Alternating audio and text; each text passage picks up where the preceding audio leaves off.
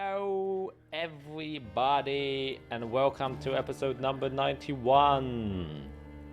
The capstone has been capped.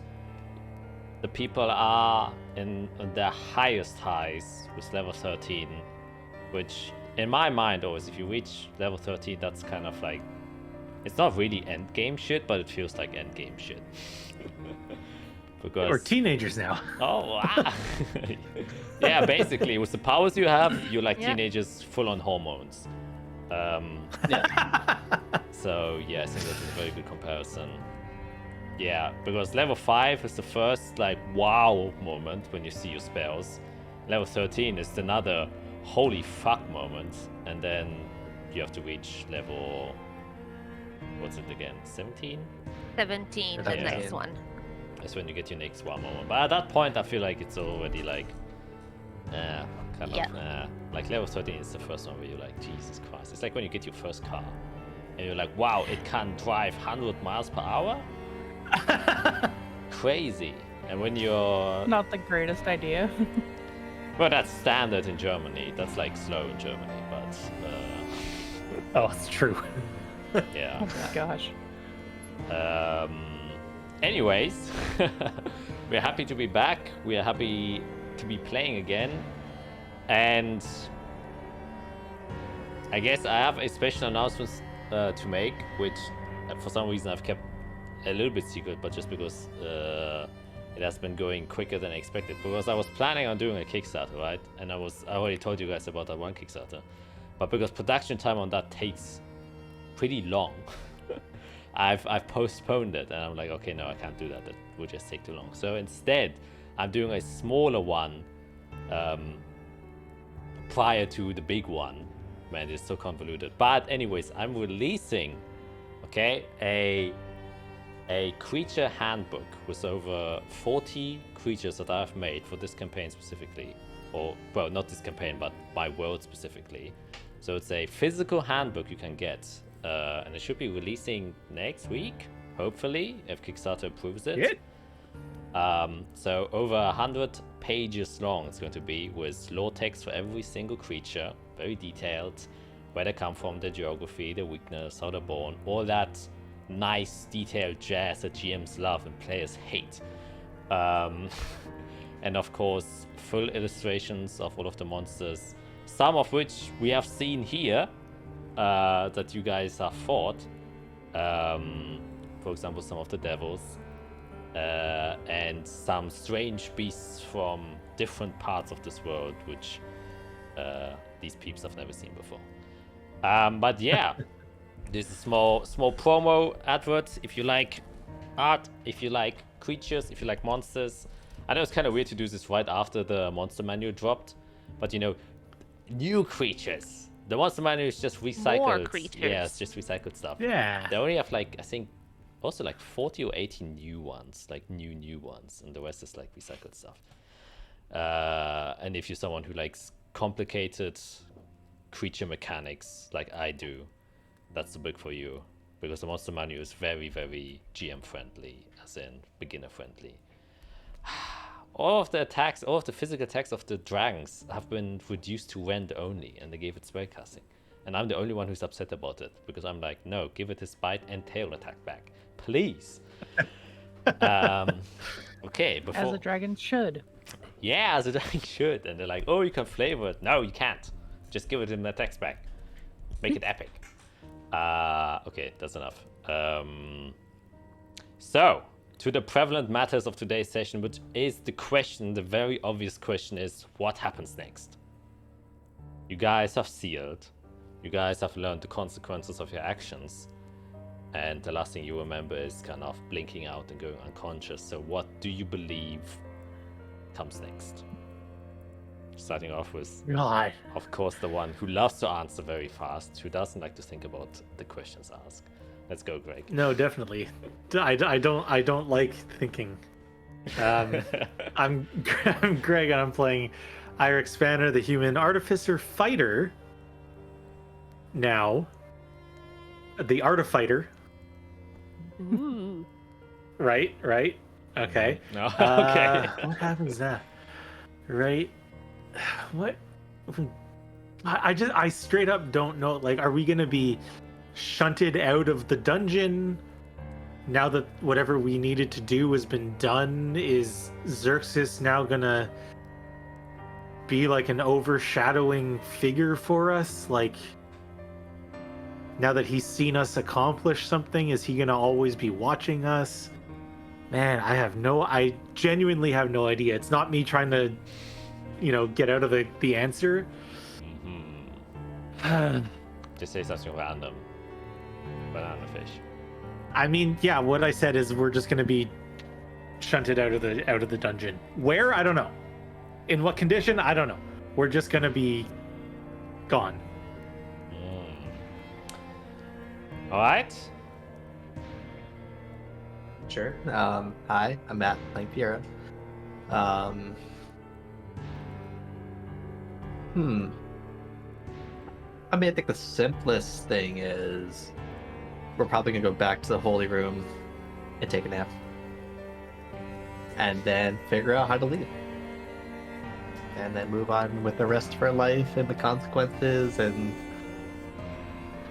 figure out what changes there are now that we leave the dungeon and killed hundreds of thousands of people, and do we want to go with Jade's quest, somebody else's, what's the news, and we'll figure that out after a nap.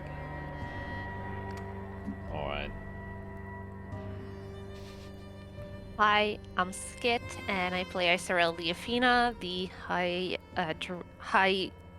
elf druid cleric. There you go. Words. I think we'll be shot back to the entrance of the cave. And we'll just wake up there in 8 hours. That's what I think. We'll be out cold for like the 8 hours. Our bodies just stopped and it's like, you're gone now. Yeah, and then we'll have to figure out what's next.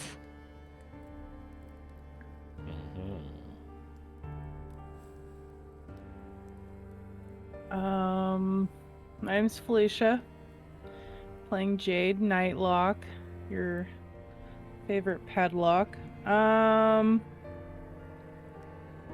man, Jade's going through it right now. I think that we will get pulled out of the dungeon. I have a weird feeling that like Top Hat Guy is gonna be like, this is the consequences of what you chose, and he'll like show us like bits and pieces. I don't know why I feel like that's gonna happen, but I do. Or he'll tell us about something in an alternate reality or something. I don't know. Like He'll Ebenezer show Scrooge us- and the He'll ghosts. show us the reality where we decided to release Melador. Yeah, he'll show us something that what could have happened or something.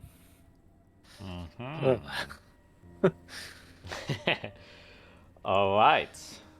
Well, there's only one way to try and figure out what has happened is by playing this game. And unlike the other sessions, this time also special. We won't play the intro. Because this is, of course, level 13 special. And instead, we will dive right I need my into pillow already. what has happened, or what is happening.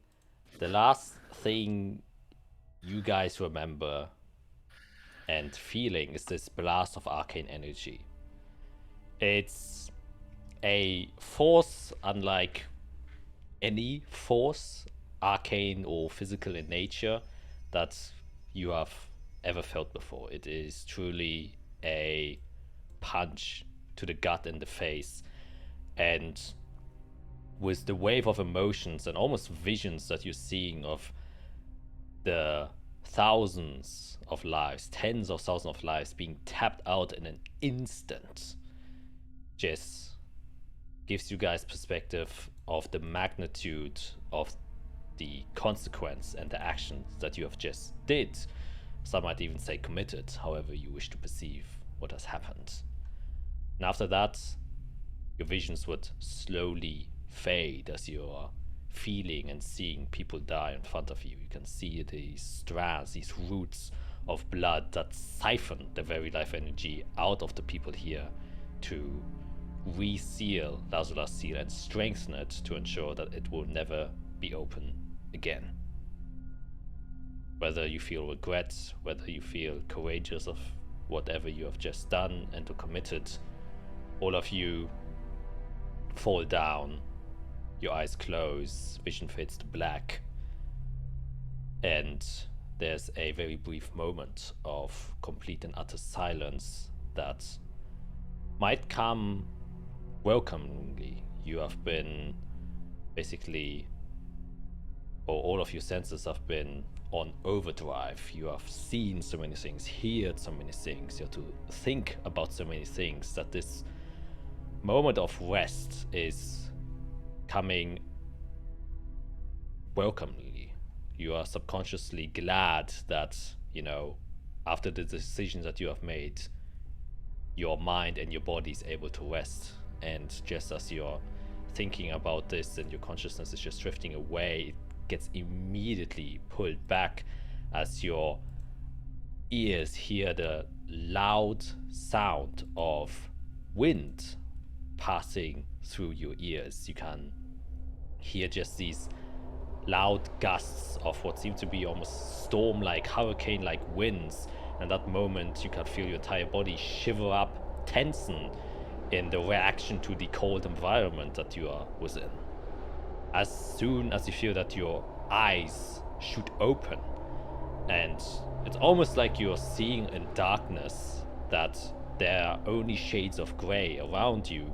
However, the difference is you can see a lot further than what you usually can when you, well, have your dark vision on. You can see above you a sky that is covered in a ocean of clouds. It almost looks like you are in the sky and looking down onto the ground. It's just this blanket of white fluffy clouds. However, they seem to be moving relatively fast. They seem to be like dragging onwards. And as your mind comes to consciousness, you can feel the very uneven, hard, and as you touch it, rocky terrain that you're lying on.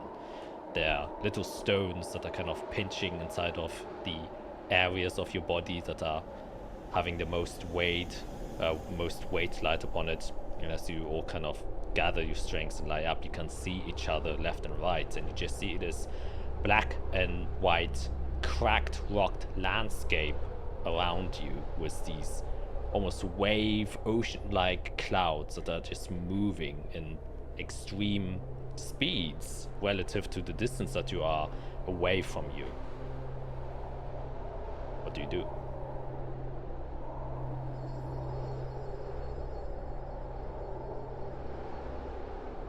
Guys? I'm gonna stand Everyone up. okay? I'll Look around and see. Yeah, Is look everyone around, here? see what's touch around. myself, see if I'm real. Yes, you touch yourself, you see you're real. You can hear your friends, you can feel your friends if you wish to touch them. The only thing that's odd is that your friends and yourself and everything else within this environment looks to be in shades of grey. And you don't see any color. Red color. Does it feel like we've entered like the shadow weave? Hard to tell if you just I think you can make a straight intelligence check. I'll go ahead and give you guidance. Ooh, well, see if I can get 25. Or you in 26? Oh, Ah, Ow. unfortunately. As you kind of try to attune to your magic, you're pretty tapped out, and this goes for all of you. You're still in the state you were in, and you still feel very drowsy, fatigued, definitely, and just cramps and soreness over your entire body. But as you just concentrate, take a deep breath in and out, the place you're in is definitely strange. And you feel a bit disconnected to the usual magical weave that you're so familiar of. It almost seems like you're in a different place entirely. And as you try to focus on, the shadow magic that you attune yourselves to, there seems to be a strong connection here that you have with it. It's not like you're in the shadow weave. The shadow weave isn't a place, but Right. it seems to be abundant here. And that's where you just realize that in a magical scape, you're in pure chaos. Oh. Okay. Yeah, not a place I'm familiar with, but there's magic. And it seems to be just in a very erratic state. How about we find shelter? This place kind of... Yeah, I'm still tired.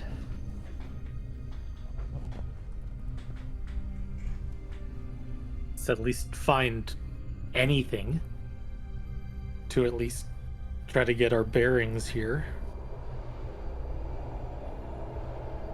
Let's go forward.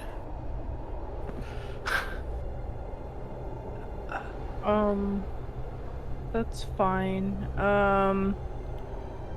Can I try to roll a religion check to see if I've ever heard of anything like this? Heard stories from family? Yeah, definitely. Religion or history. If you have both, you can make most advantage. I don't. Okay.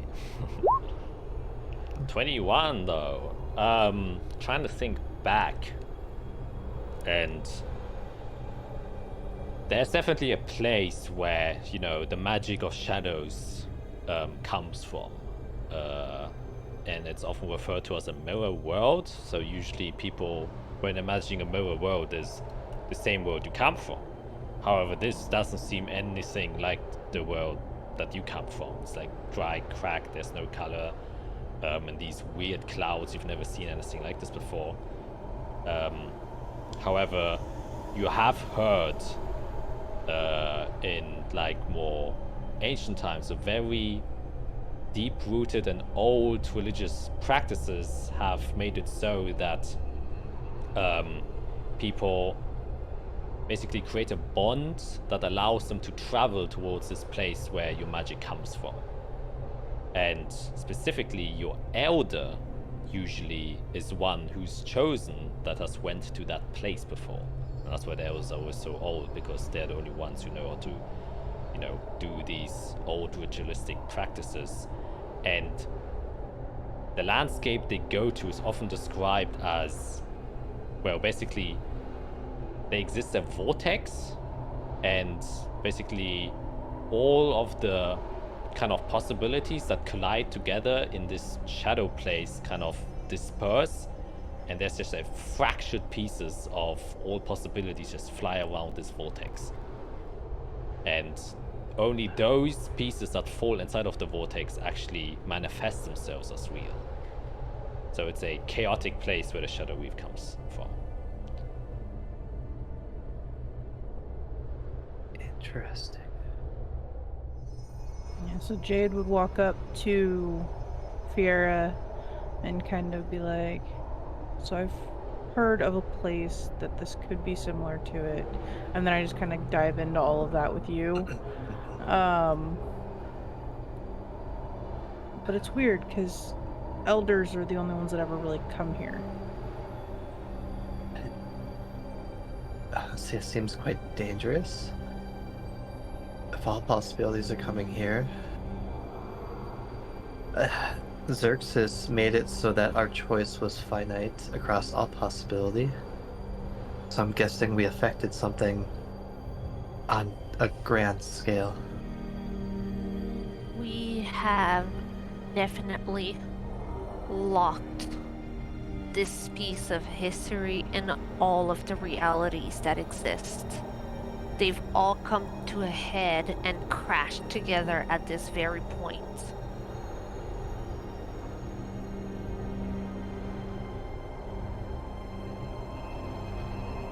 Interesting.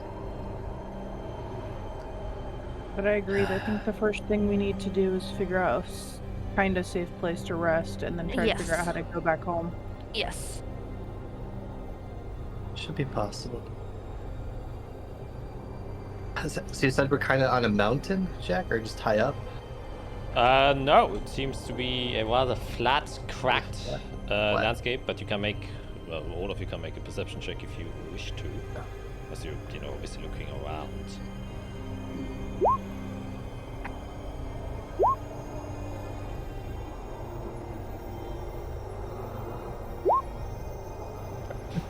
Fear is very tired. Wow, Very you're tired. really very tired. Yeah, it seems to be like. Yeah, Matt, you thinking? Actually, I'm gonna. Yeah, no, time's funny. So, before we did the wall thing, I cast Fortune's Favor on myself. Mm-hmm. And it goes away after an hour. So, do I feel any remnants of that left? Yeah, it's definitely gone. Okay. Yeah. Okay. All right. Then you all kind of briefly look around, and you all can easily see and tell around you is kind of like seeing if any one of you has any recollection. Nah, probably not. It's a very barren landscape with just rocky terrain. The rocks look a little bit unfamiliar to you. You all haven't been to a place that seems to have these sorts of rocks. They are kind of flat and a lot of they look plate-like, as in it has cracked, similar to a dried lake or a dried savanna, where the earth itself just cracks and splits open. It kind of looks like that. Definitely isn't warm or anything, but instead very cold, especially with the wind that's blowing through here. And the one thing you notice is, yes, indeed, there is a big, large mountain that seems to be kind of just forming behind you, and on the other side, it just seems to kind of continuously to go down. Yeah, just kind of crack out, and the rest is just horizon, where you can see more of these clouds just kind of spiraling away.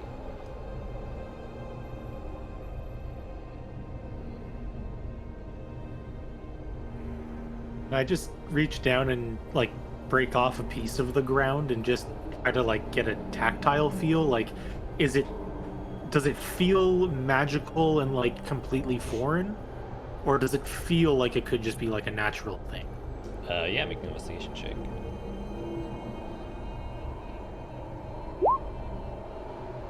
Ooh. Then 28.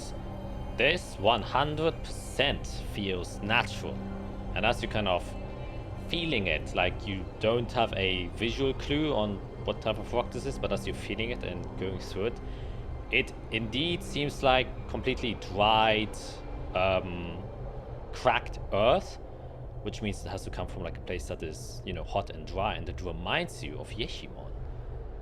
You've never been there yourself, but on the sides of the volcano, there's often like sulfurous rock that just kind of gets accumulated there from, the hot magma exposure to the proximity of the volcano, and what used to probably at some point have been just normal ground has turned into this weird sulfurous stone.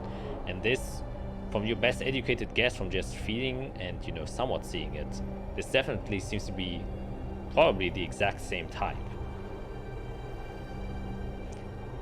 I'll Well, take a moment to kind of concentrate into myself and go into this meditative space and try to feel for Servalon's presence as well as Arcison's, and see if I can feel their presence the way I do when I'm at home or something. When I, trying to reach out to Servalon, did I feel like his outlook on me, etc. So I'll just try to take that little moment there and see if I can feel their presence in here or not. Yeah, definitely do that. Make a straight wisdom check.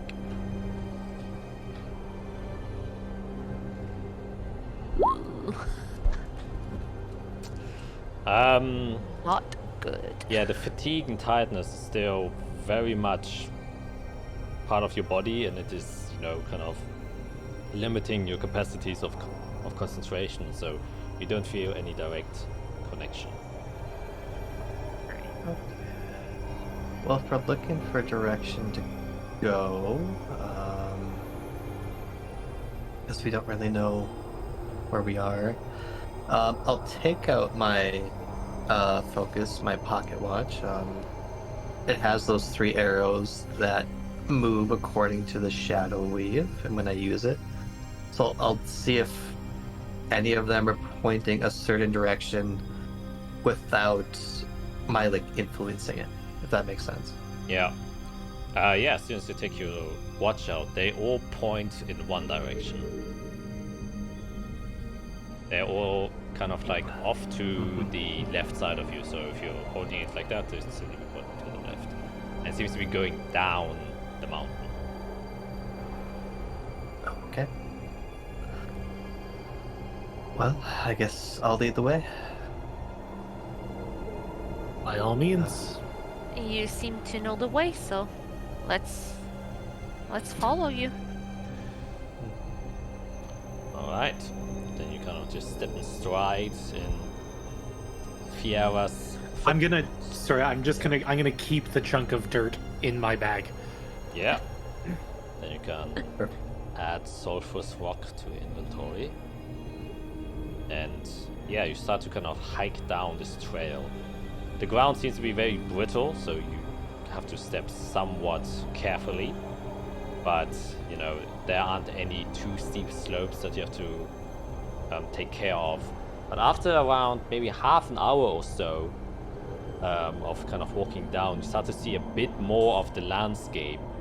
And that is where you realize that as you kind of get to the edge, there's a sudden drop to the edge of where the horizon, or where you would expect the horizon to be.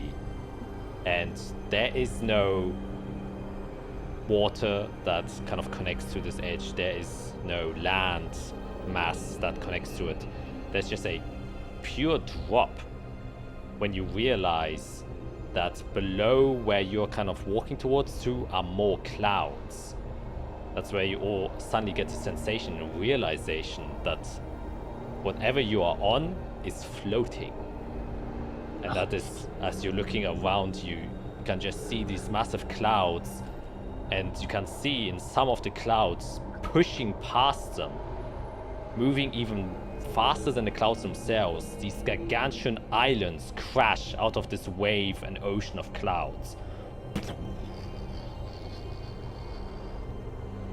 And you can suddenly see this landscape in black and white, just multitudes of huge floating islands with bits and pieces, some of them bigger, some of them smaller, with just entire landscapes on top of them. You can see one of them that is relatively close by, but probably hundreds of miles, where you can see mountain tops, even a forest and a river just flowing down.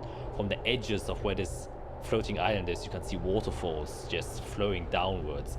And then to your top right, you can see another one just cracking over you, overshadowing the smaller islands that come beneath. And it looks a little bit like this. No. Oh my god. As you step out towards the cliff. Oh my gosh. That is so cool looking. I love it and I hate it. Mm-hmm. God. Oh, there's water? Holy crap. Okay. But Why are you seeing water? Kind Oh, of the looks like a waterfalls. waterfall. Oh, I guess it could be cloud, but no, it is waterfalls. No, there are little okay, okay. waterfalls. okay. And let me just see one thing real quick. Oh yeah, definitely. Eric and Jade, you both have pretty good passive perception. You can see that on one edge of this island, there's a small, what seems to be, it's the only thing that looks symmetrical and man-made. Almost looks like a little, maybe like plaque or a cube that just sits on the edge of one of these mountains. Or not mountains, but at the end of the cliff trail where your island ends, basically. Almost like a monument. Ooh. Does it look like there would be a way for us to get over there? Oh yeah, you just have to kind of walk down like a mile or so to get there.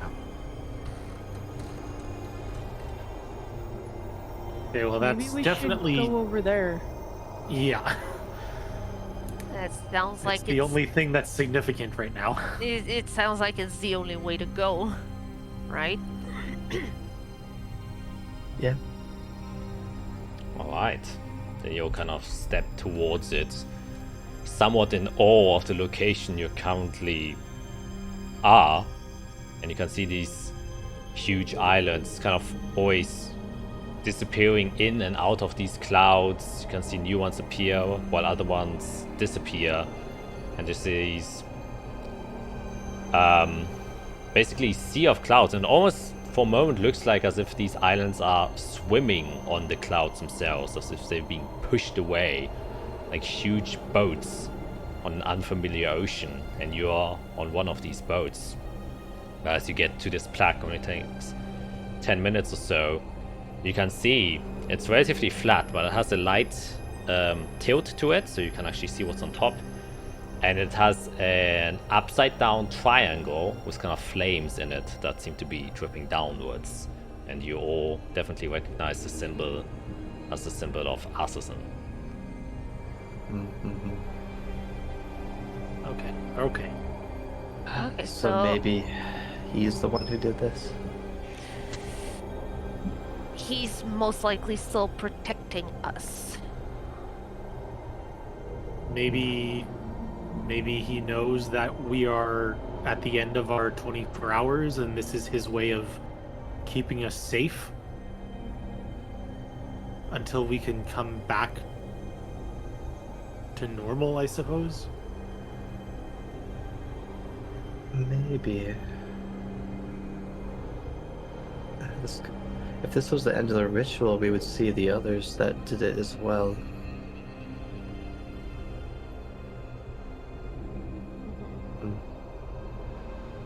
Maybe though. Oh, I'm going to activate a see invisibility charge and look around the cube and the monument to see if are there any maidens there waiting for us or anything interesting. Yes, indeed. As you kind of put on your see invisibility, you see a maiden standing in front of it. Okay, well, there's one of the maidens is standing there. I think she's probably waiting for us. Well, let's go over there then. Mm-hmm. Alright, well, you are within 60 feet, since I think see invisibility is 60 feet, right? Or is it unlimited? Let me. I don't know if it's like true sight, where it's like a limited range. No, I don't think it's true sight, but.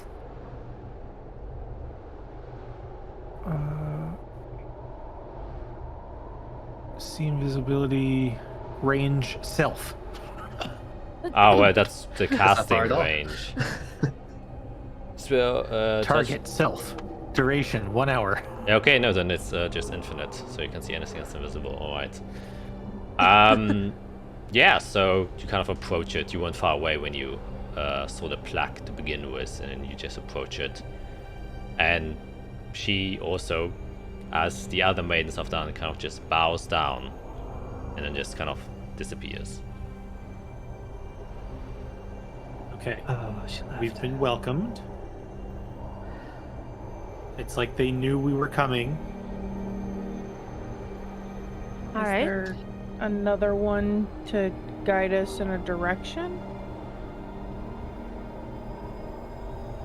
If you look Start towards, looking around.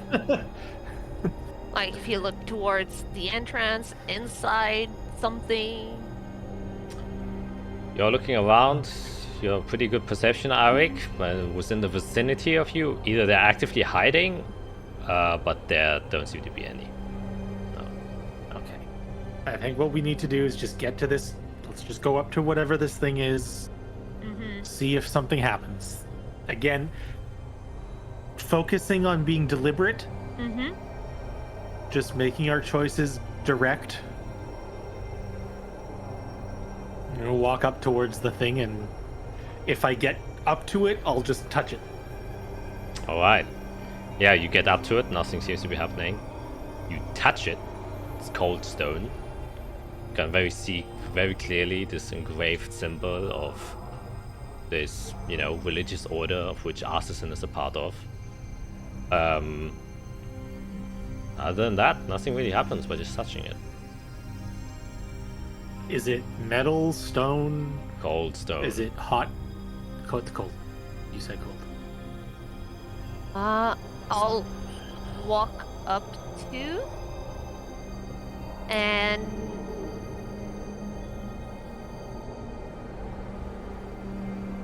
I'll also touch the monument, and I'll slowly start reciting the prayer that we said in the cave, and see if that does anything.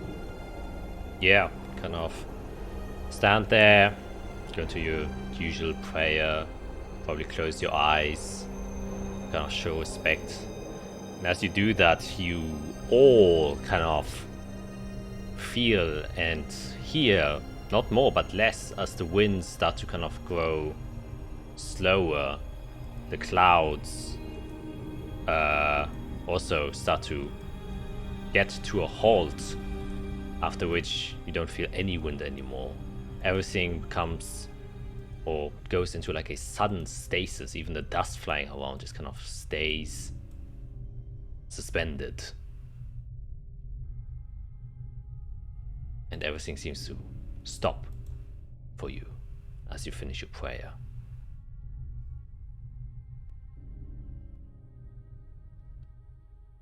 And there's like a brief awkward moment where you're just waiting for something to happen. And then Arik and Isor, you get a very familiar feeling of where eyes, many eyes, are watching you again. But not watching over you. But it's a very weird sensation, and it's not something that can be communicated by just eyes, but it's a sense of trust, a sense of approval, and a sense of thankfulness, of adhering to an oath that you have sworn. I'm gonna reach out my hand and offer it to Iserel. Yep, I'll take it. And I'm just gonna squeeze it like I'm saying, like, thank you, just I appreciate you, just a good squeeze of support. Yep, squeeze back. And as you're kind of standing in the space and you get this sense of approval, you also notice that, similar when you were at the Darklight effigy and you saw this statue of presumably Azathia in front of you, a presence that is here, though you cannot see it, even with your see invisibility. And you aren't quite sure if it's like a spiritual presence, or if they are actually physically there, and you just can't comprehend it. You aren't quite sure. But within this space, wherever you currently are, if it's the Shadow Weave, if it's some different place, plane, dimension, you aren't quite sure, if you're in your own head, a dream, someone else's dream, wherever you are, Azathia is here. And then you all, every single one of you, Jade, Isuel, Fiera, and Eirik get a sudden, not necessarily word or communication. It's like hearing a different language, but it's not a different language. It's the communication of a being that is so much more present than you, and it's trying to communicate with you. And Fiera, you know from, the religions you've talked on, higher beings don't generally talk, or they don't communicate with words like, normal mortals do. And so what you're getting is more of a sensation. And this sensation that you're feeling, this wash of emotions, and you can see your emotional state literally changes, and you can just feel the words. Thank you.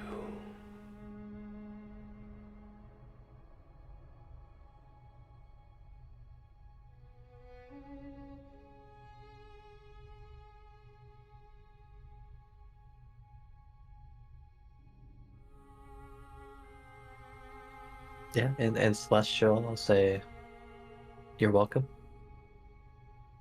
I'm glad we were up to the task.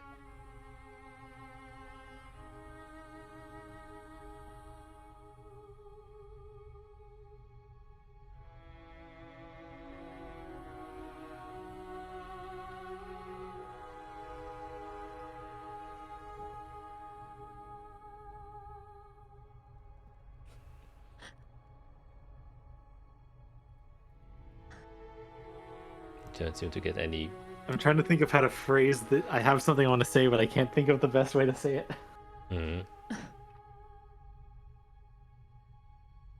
I'll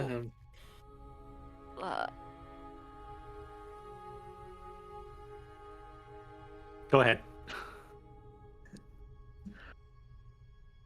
I'll actually kneel down and get into my prayer position and start praying to Servalon, like actively trying to reach out to Servalon and not necessarily apologize, but like a little bit explain why I quote unquote gave an oath to another god, and basically saying I hope you understand why I did it, and I hope that the decision that we made is the one you would have wanted me to make. Is basically what I'm trying to do. As you're doing that, and you're trying to reach out to Servalon, you feel once again a weird sensation. This time it's a little bit more physical than mental, as if someone's like putting a hand on your shoulder. You can feel a bit of warmth creep over it, and you get a response, a sensation that basically says,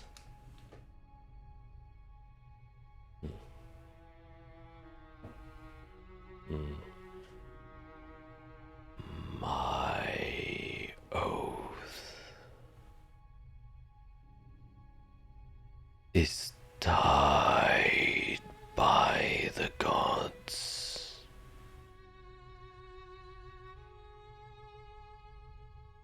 I was connected to all. I was connected to Servalon by following my will. You follow his too.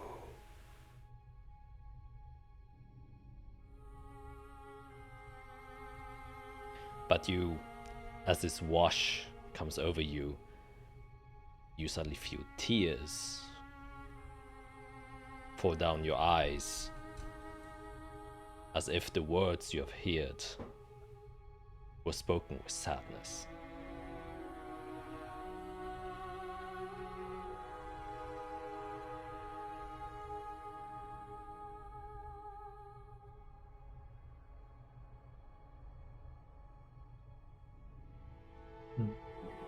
If I may, this was a hard journey for us. What is Melidor? What did we seal? We don't fully understand.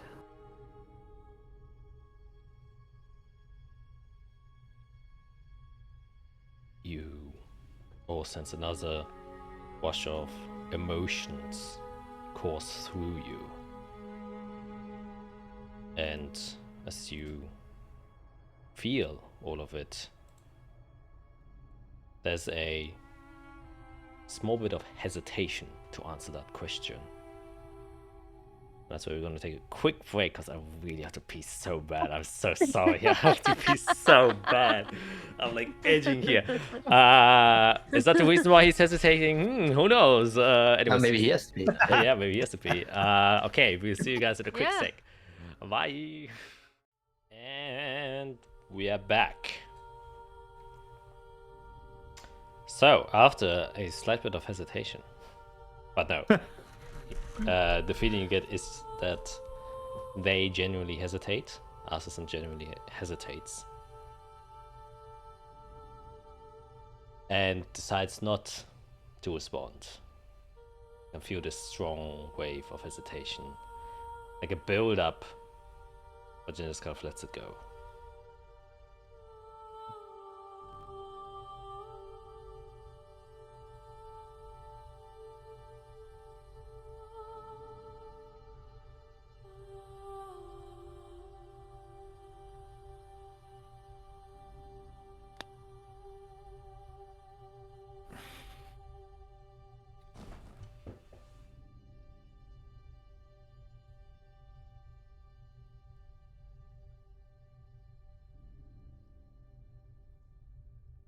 Well, any more questions for our savior? I mean, we've got the obvious.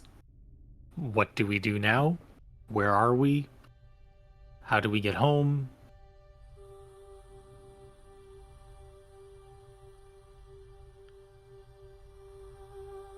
They've protected us. They've trusted us. They gave us boons to help get us to this point.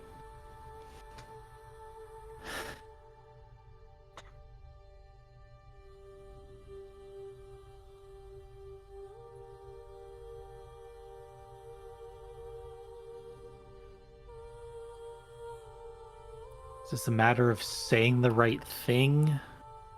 We've done the prayer that started this, but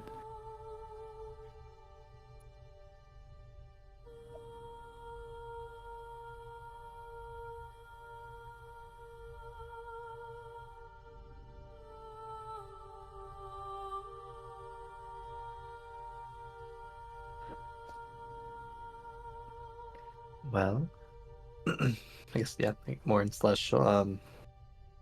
Are we free to rest here and leave once we're ready?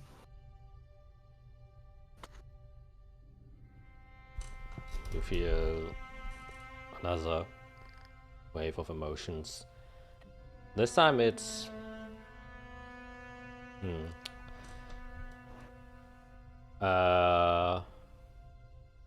once again a sensation of like gratefulness, but also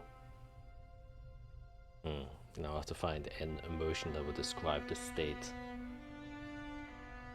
Of a god. Yeah, it's yeah, no, actually gratefulness is it. Yeah, like gratefulness, and you get the sensation and the words kind of just come into your mind that say, you have done well. Sacrifice was made. Trust was given.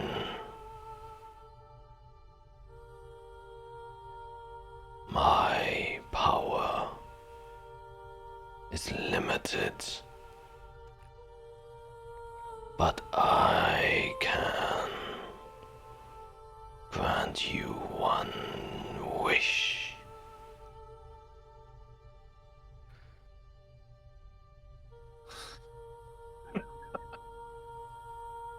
And this is the rest of the episode, us just figuring out what...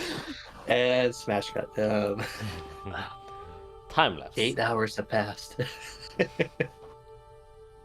Please hold while the team bickers for the next 6 hours on what to do. Man, you're joking, but with my other campaign, they had to decide for the group name, and they literally had an entire hour bickering, and they didn't get to a conclusion. So I had to like step in, and I was like, "Okay, 3 actual days have passed, and you still haven't figured out the name."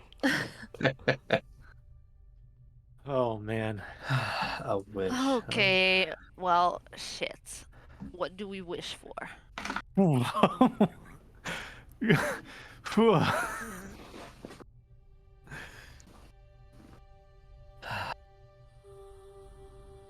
A wish from someone like Arsasin. Do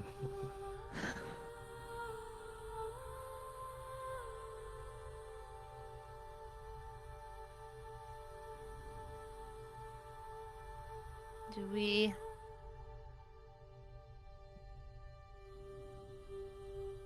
He said powers are limited. So a wish is a wish, yes. But if we wish for something huge, like massive, the wish might not come to fruition depending on how complicated it is. So we might be careful that we don't wish for something too extreme that won't happen the way we expect or something. That's...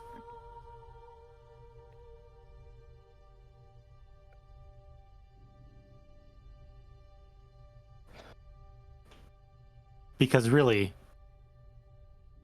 Oh, we also... Let's just be careful about saying these things out loud. Because they... Arsasin might just take what we say and say, "Oh, there's your wish." I'd hope they were kinder than that, but it's possible. Yeah.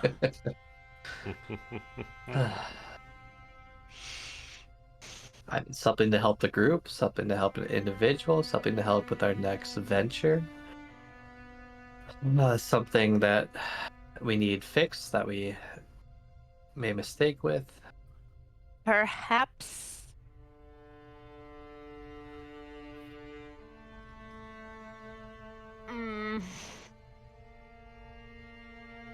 Perhaps... Oh my gosh, how do I say this without actually saying it so that Arsasin doesn't just like... There it is. You all get the sensations you're somewhat connected to. He won't just do that, okay? Just to make things easier. Okay. Okay. You've made me so paranoid, Jack. Yes. That's true. Yes. If this was a devil, then we'd have to Yeah. go. Yes. Yeah. True. Yeah. Literal opposite. Well, here's the thing. Is Arsasin a devil or not? Or like an No, I angel know. of shadows. Yeah, I know. Just I was fibbing. I mean, there's the big things like wishing for something that will, change the world. That's probably too much. I was thinking more on the scale of promises we've made and maybe have been having a hard time keeping, like with Tila.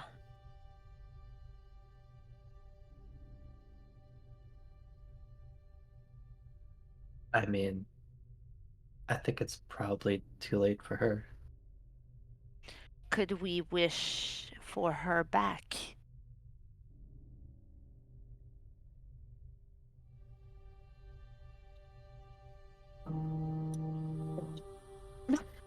Bringing people back from the dead is never a good thing. I know that we want to do right by her, and you guys have more of a stake in it than I do because you know her more, but that would not be a good idea.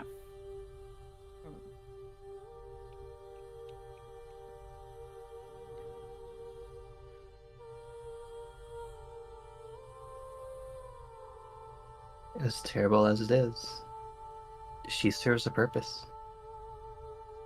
She was motivation for me to look into the blood curse, motivation to move forward, motivation to go to hell. And now she is stopping some creature from being released.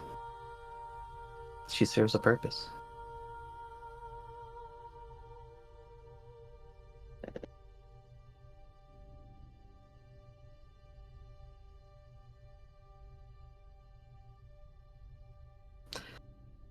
We do have a contract that we could maybe have him break.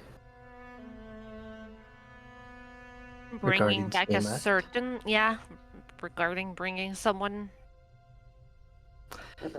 Getting out of that would be a relief.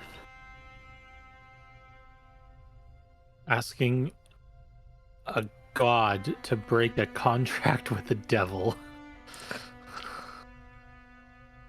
Or a means to do it Mm-hmm. if they cannot. One option.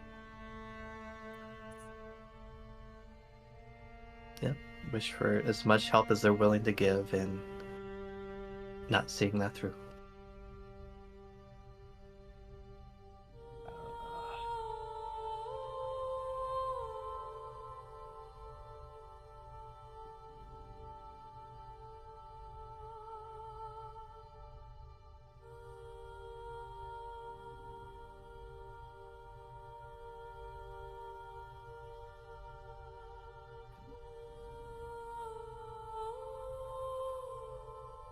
Oh boy. I mean, feel free to throw out ideas.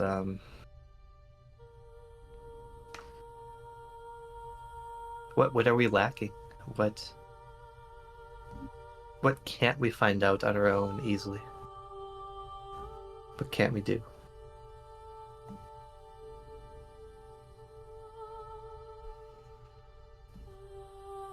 Oh, I mean,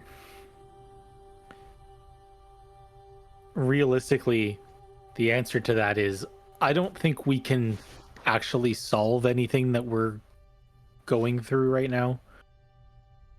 Like, us alone, yes, we just caused a, big whole catastrophe.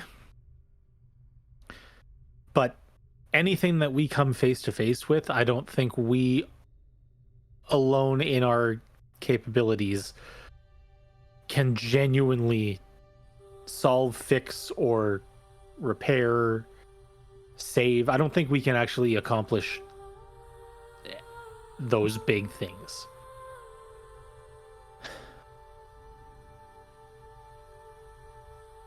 The four of us can't fix the world. That's what No, I'm that's getting at. it's of course we can't do everything on our own. We can't physically stop a multi-nation war that is going on and all that.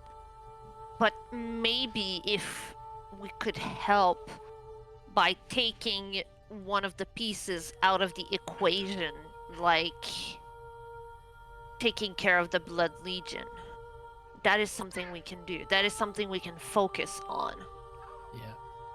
That we know is going to remove one of the pieces of that equation, and that makes one of the big parts of what is happening. If after that we don't have to worry about the Blood Legion, then the other moving parts can go back to diplomacy and talking things out instead of Yeah. Maybe, actively but trying to go to war. the Legion also serves its own purpose. It's brought legions focusing on that instead of war against Azathia. It gives people a common enemy. It does, of course, but that's the thing, right? If we go and remove that out of the equation, then these people can sit down and see, look, we were rallying for the good of everyone. Then perhaps this war that we're going towards is useless and we can actually just maybe go back to diplomacy. It's how diplomacy works. It's the classic enemy of my enemy is my friend situation. Yes. It's also a big wish. Of course. No, I'm not saying like, oh, let's wish that the Blood Legion is gone, but wishing for something that may give us an edge into it, or knowledge that could be Right. useful Well, towards there's that. 2 things we could use help on. The finger that was stolen and the chalice that was stolen. Mm-hmm. Either countermeasures or information where they are, how they're being used. I'm guessing Melidor's finger is dangerous. So if we had something to protect us if we were to retrieve it, or for whoever retrieves it. Melidor's finger is most likely very, very bad. However, now that we have sealed him back, the danger, it's I don't think it's less powerful, but I think the danger associated with it is shifted a little bit because there's no longer the threat of having something unleashed.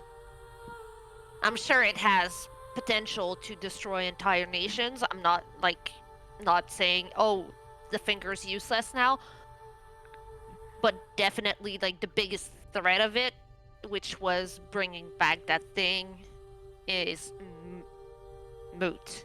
We took care of that, but it would still be it would still be useful to know like what it can be used for now that Melidor is gone.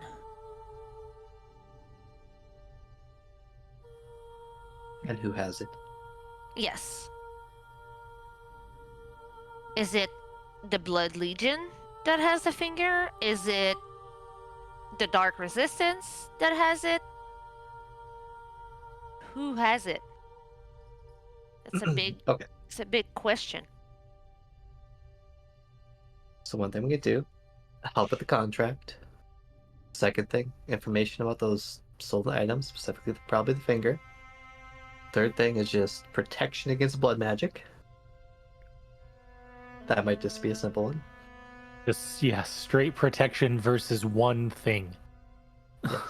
I think the protection against the blood magic is a great option for us.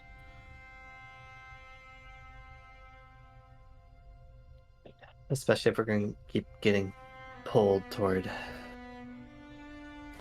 anti-Legion business, which we probably will be. Also, someone out there still has our blood in vials, so if they can do something with that, to be able to track us or affect our wherever that blood goes. I don't know who's gonna keep that safe or use it for whatever. Our blood is out there somewhere, so I mean, I think that's the best option. It helps us in whatever journeys that we end up on. Like, yeah, we could use this to help other people or things like that, but we find ourselves in these situations where we're putting ourselves at risk in order to help other people. Yeah. But somebody needs to look out for us. Call that selfish, but in order to continue helping other people, we have to help ourselves. Yep. We definitely need to think about ourselves in all of this as well. We can't just keep running head first and not thinking of like how are we going to get out of those situations where sometimes we're like, we need a Hail Mary. Yeah.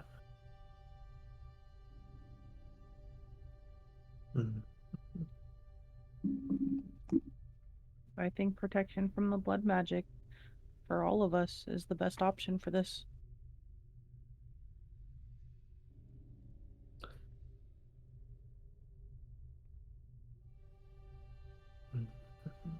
And like Eric says, somebody has our blood. Who knows what they could do with it? Mm-hmm. Yeah, that's true.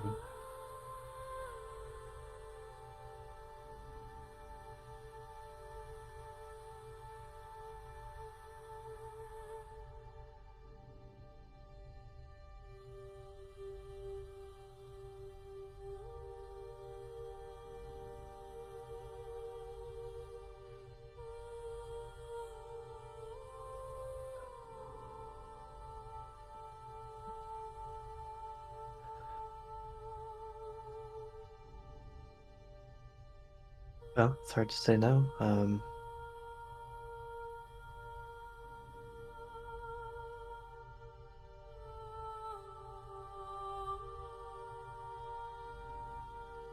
What are you thinking, Eric?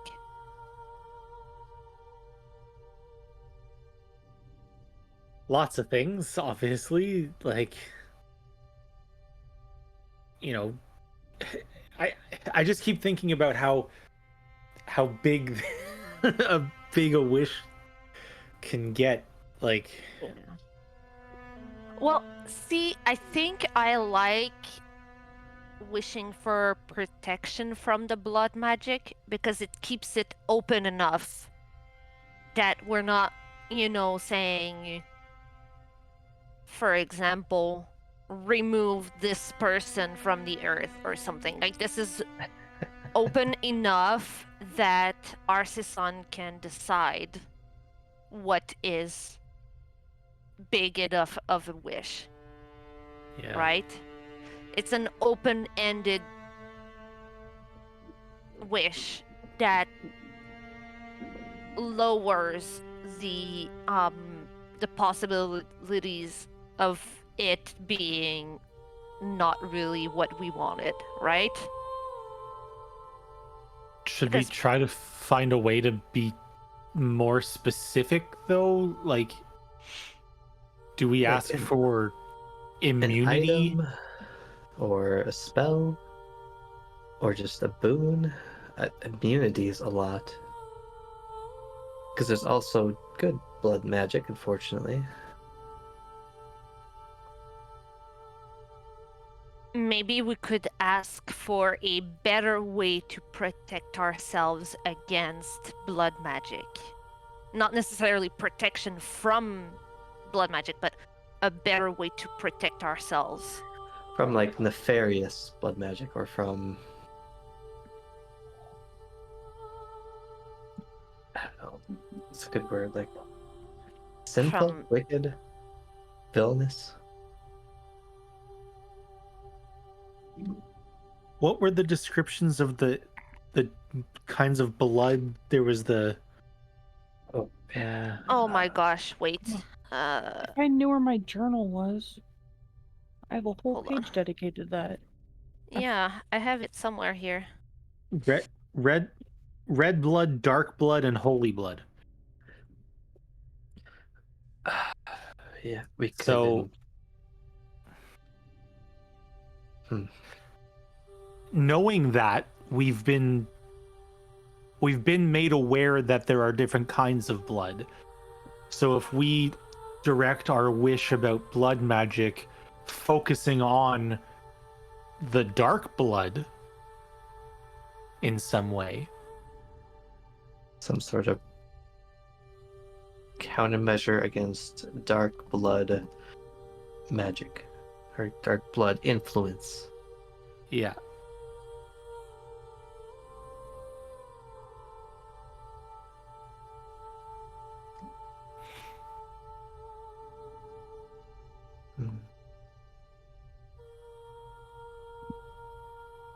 I think that's easier for him to grant. The goal of the creators is to counteract that. So, And Well, no.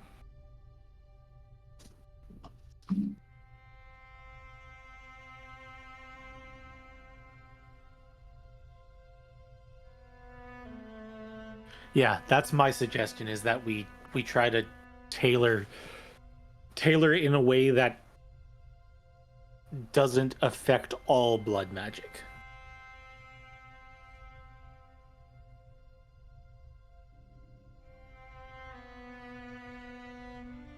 So perhaps a protection against dark blood.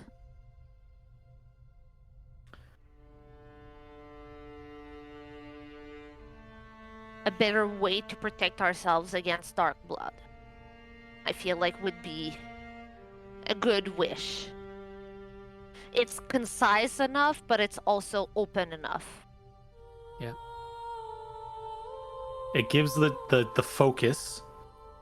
Yeah. But it leaves it open-ended, so it can be as small or as big as the wish can be. Do we try to add others to that protection, or is that maybe a bit ridiculous? Take a focus on ourselves. Kind of like Jade said, be a little selfish.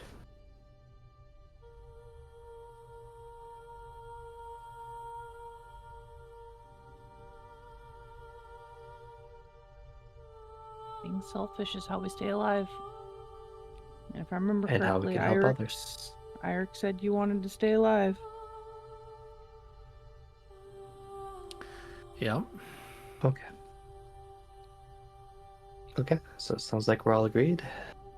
Yep. I think I can word it in a specific way.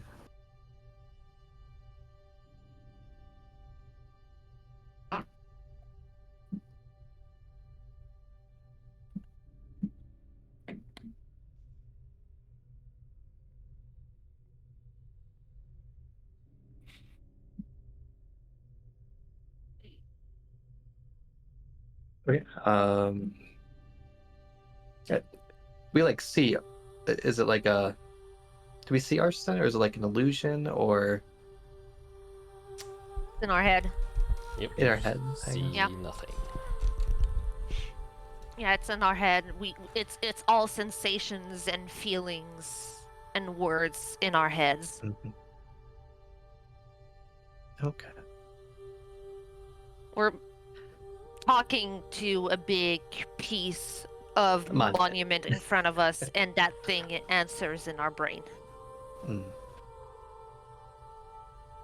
Basically, normal things we do every day. I'll say Yeah, it's the same thing. it's actually yeah. It's nothing new. I speak to trees. We speak to monuments. That's normal.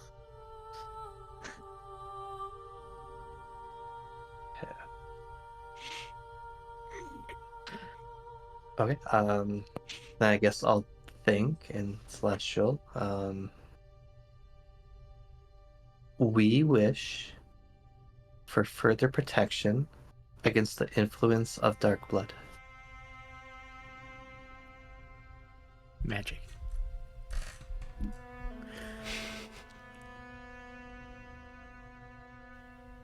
All right.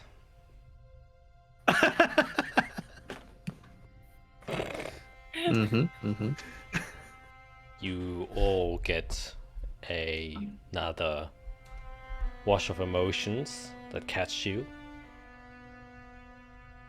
and you get the sensation of confidence and doability.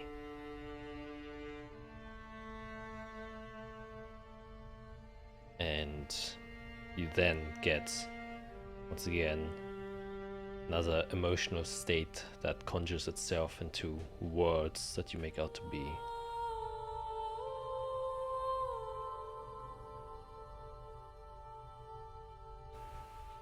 I hereby declare the Celestials. And with that, you kind of feel a sudden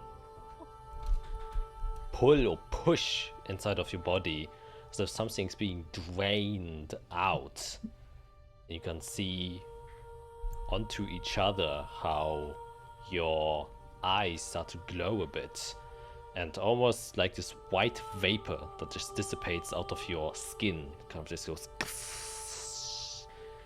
and sizzles out, almost as if you're losing part of the blood that was inside of your body. And you can see that your veins kind of pulse with this light energy. And as this is kind of happening, you can hear, "I bid thee farewell, brave warriors. May time see you." And with that, you will suddenly feel once again the emotional state of approval, the emotional state of thankfulness and gratitude, with which you'll kind of return back to a warm and comfortable slumber. And as you kind of falling down, and it doesn't feel like you're dropping or anything, it just feels like you're lying inside of a nice warm bed, inside of a nice warm room, and just going to sleep. Sensation, it feels like you haven't felt in decades for as long awake as you have been. And as your eyes kind of shut, darkness takes you, comfortable darkness. And dreams start to appear, whichever dreams you would dream of in this state. And What about elves? also, a dream catches you. Well, it's more like when you meditate, very often you visualize things, and that's the closest you get to a dreamlike state. Dream. Yeah, it's more like when our trance is in full effect. Exactly, when your trance is in full effect. And it's more the dream is a bad word to use in fantasy settings. It's more a restful sensation for your mind and body. And with that, you start to hear birds. You start to hear the normal wind, and the chirping sounds of birds kind of almost awaken you as you, or somewhat simultaneously, feel a very comforting warm cushion below your head. You are wrapped inside of a very warm blanket that takes you by surprise. And even though you're becoming awake, there's a part of you that doesn't want to stand up. But you find yourselves raptured inside of a very comfortable, warm room and bed. Are all of us Just all four of us in one bed? You look to your left, you are hugging Ioric, and no. As you kind of move around, you hear movement in the room from, thick blankets being rummaged around, and as you kind of all lift your heads or kind of open your eyes warily, you can see you feel very tired, but very, very refreshed, surprisingly. And as you kind of, try to get a better view of where you currently are, you still feel, though you are refreshed mentally, very stable, there's just this sudden, just very tiredness. When you've slept too long, that's how it feels like. It feels good, but bad at the same time. It feels like you want to sleep again, to sleep off the sleep you just had. Meaning, you guys, as you wake up, have 3 points of exhaustion. However, you all are level 13, and you gain the benefits of a long rest. And not only that, you are now Celestials, and your Annihilation Field is now level 2. Which means, practically, is... We're gods. Well, not quite. You have a major presence. People in your vicinity will feel, passively, your Annihilation Fields. You can make rivaled checks with advantage. So whenever you're in the presence of someone else's annihilation field, you get advantage on trying to save whatever effects it's trying to press down on you. And you now also can choose to make your annihilation field visible. So this is where in your character creation, you get access to glowing eyes, a halo, maybe you're floating all the time, like a little bit off the ground. Whatever you wish, or however you wish your annihilation field to now become present, you can decide now as you're waking up in the bed. And Wow. then you can... Oh. I love that. I know exactly what I want. I know exactly what I want. So take a little bit of time to think about what you want, and then as you're waking up, you can tell the others what they would see, or if see, hear, or feel when you get out of bed. But while you are thinking about that, I will describe quickly where you are.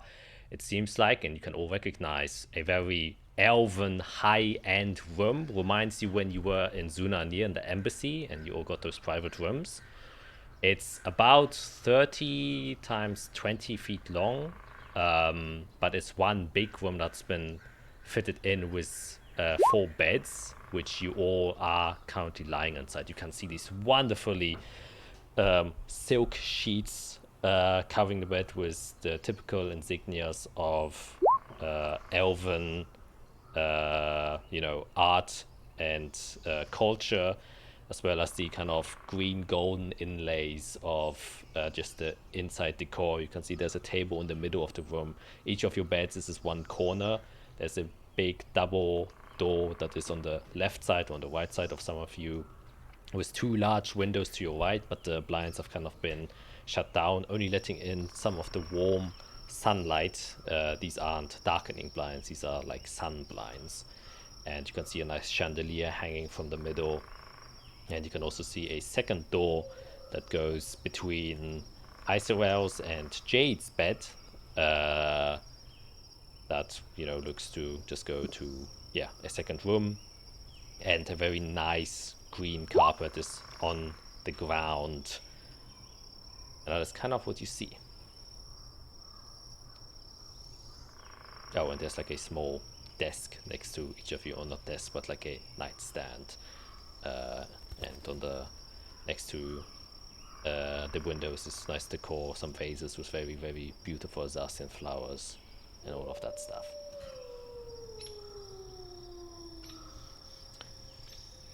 Oh, and of course, most importantly, you can hear a bit of city life out of the window, though it is rather quiet. So I should change this screen just back to the sapphire plane, because it seems like that you're somewhere there. It's been a hot minute since we've seen this map. Mhm. Oh, wow. Yeah, this is an old one, feels like. Yep. Oh, if we could be anywhere on this map. Oh my Yep. goodness. Yep. We have no idea where we are right now. Tell us. Literally. I think I reset all my items and stuff. Oh, That's the most annoying part. the only thing that you kind of feel that you don't have, first of all of your equipment is not on you. You seem to be wearing like bedroom robes, like completely white. However, as you like panicking, seeing where all your stuff is, as you look next to you, next to the nightstand below, like neatly folded and packed are all of your things. Doesn't seem like they were taken away from you. But yeah. And just for, I think, whoever had the... how did I call it again? Let me just see. Pennant of Deathly Undoing, they unfortunately are gone now. Yeah. Understandable.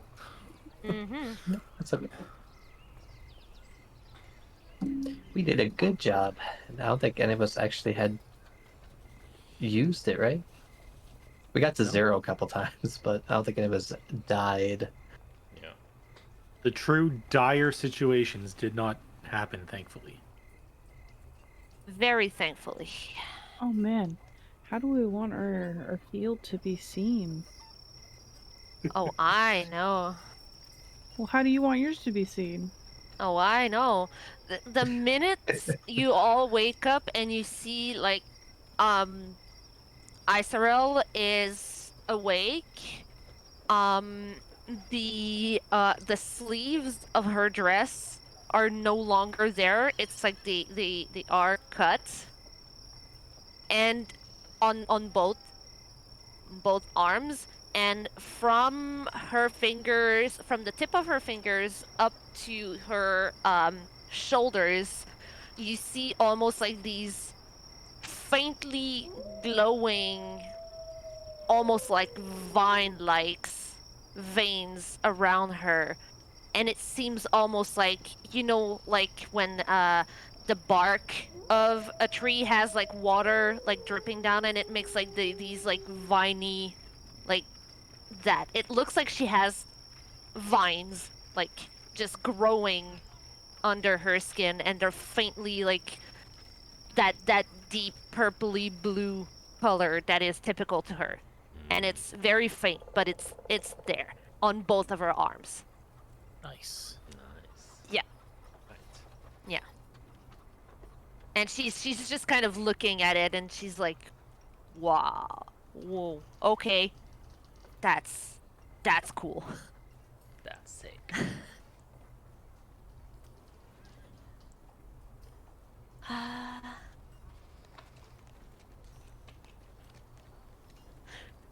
Do I still have the necklace of prayer beads? Oh yeah, you still have that. It's just Yeah. Okay. Okay. I'm going to take the time to unattune from it and reattune to my crescent moon necklace while we're still waking up, and as part of my morning routine and prayer, I'll start attuning back to that Yeah. while the others wake up.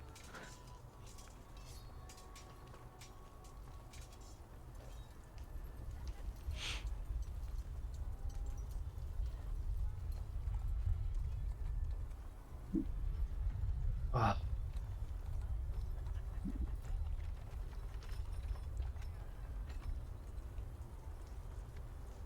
It's too hard to describe. I mean, Like- the minute you said like we can physically show our field annihilation, I was like, got it. Okay. I'm Okay, also I guess thinking yeah. about spells too because of the long rest. Yeah, I know. I Yeah, didn't there's like also that going through the spells as well. the stuff part. Yeah, I guess this fear wakes up and sees everybody's kind of taking a moment and looks slightly different. She goes straight to her books, as she's been working on a lot of things in her mind, and she's, it's time to put pen to paper. But as others see her, I would imagine there is kind of like a veil of almost like distorted space around her. That probably gives everybody like the smallest headache because they're trying to perceive something that's kind of just out of place a little bit. Kind of like a lens that like bends light just the wrong way. And then kind of going around here are these like threads of energy that go between like the darkest, deepest black, where you're kind of looking into a void. But then there's other ones that are the opposite of like a bright white light where kind of hurts your eyes. And they kind of just shift between them. And she's, is like looking at somebody who has a deeper connection with like time, space, gravity, and it's like, shifting.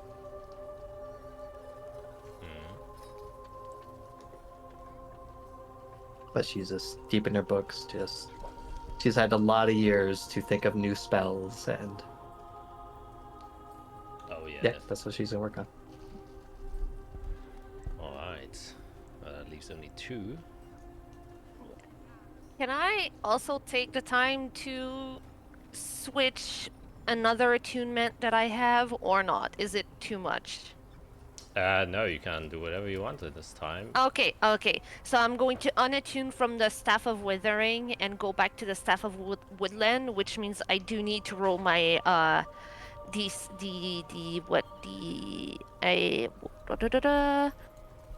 1d6 Well, I would just simply tell you, you've been expended charges. asleep for a while, and your Staff of Woodlands fully charged. Okay, cool. More than one door. I think we've been up for more than 8 hours. Bloop. Yes, it seems like it. Well, it's at dawn, so Yes, and it is fully recharged. so it's been a When- couple days, is what he's saying. When Jade wakes up, like her eyes are like now like entirely black, like she's got no white left to her eyes, and kind of coming off of her is like kind of like an aura, but it's like little black, like little like tendrils looking things, like just like kind of spraying out from her a little bit. Not very far, just like a little bit. Alright. Black tendrides. And like just so it's known, like if I get like extremely emotional, it'll flare out like a little bit.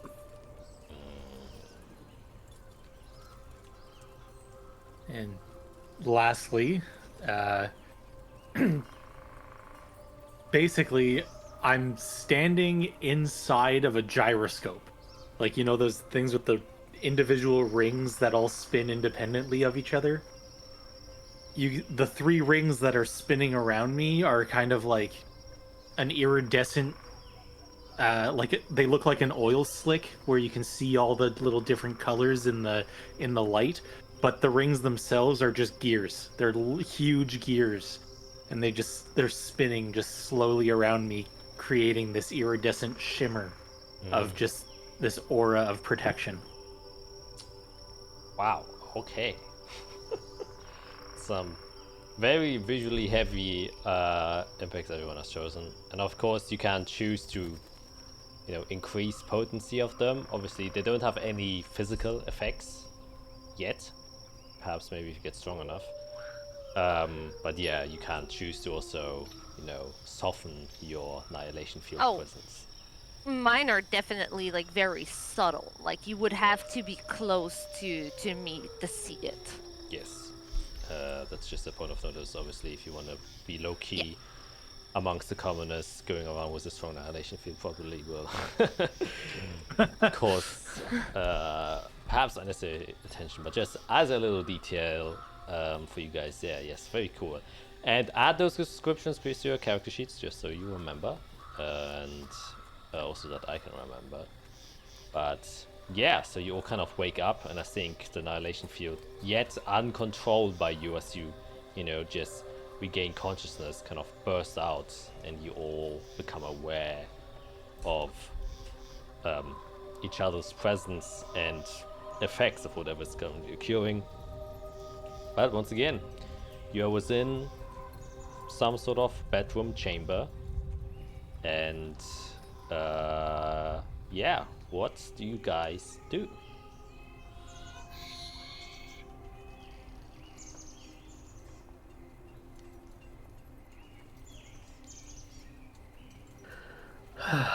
Anybody know where we are?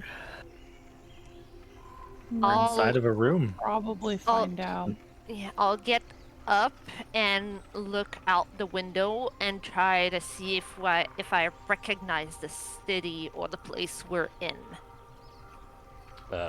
Yeah, make a perception check.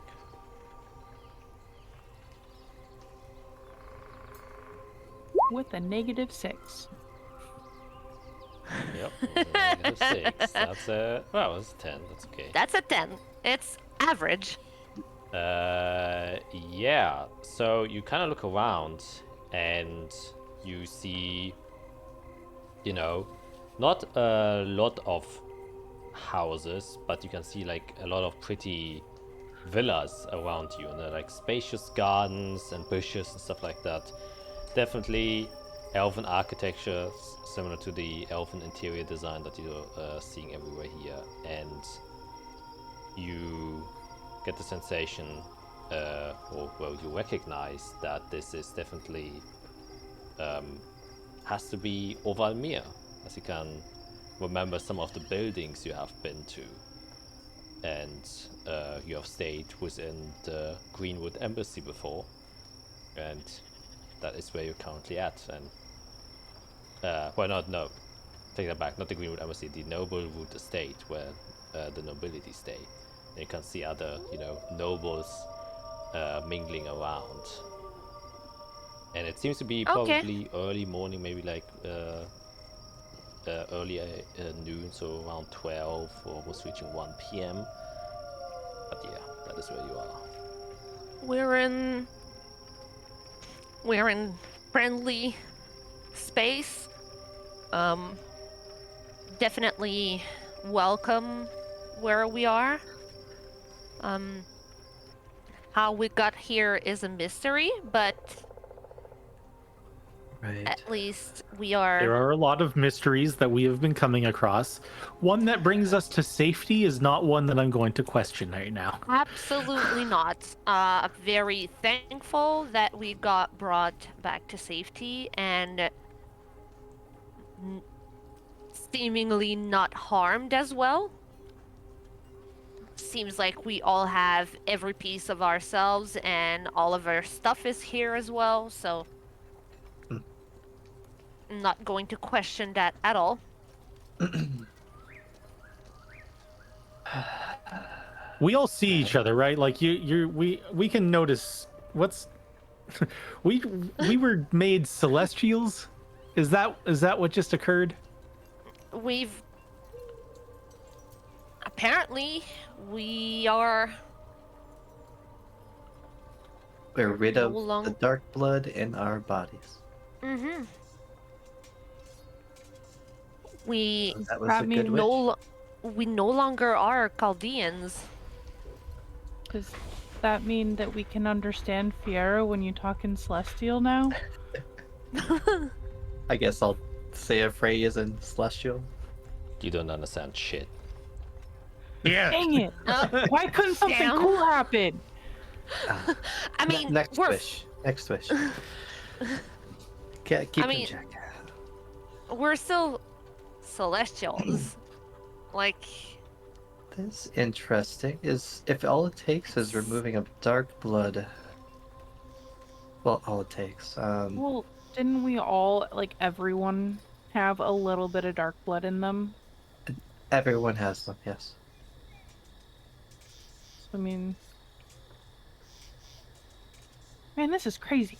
We're like Celestials. We're like fancy now. And I just like grab Izrael's arm and look at her arm. I would say we're on the bottom of the hierarchy, but oh, most definitely. I will not go up to a celestial being and be like, "Hey, yo, I'm like you."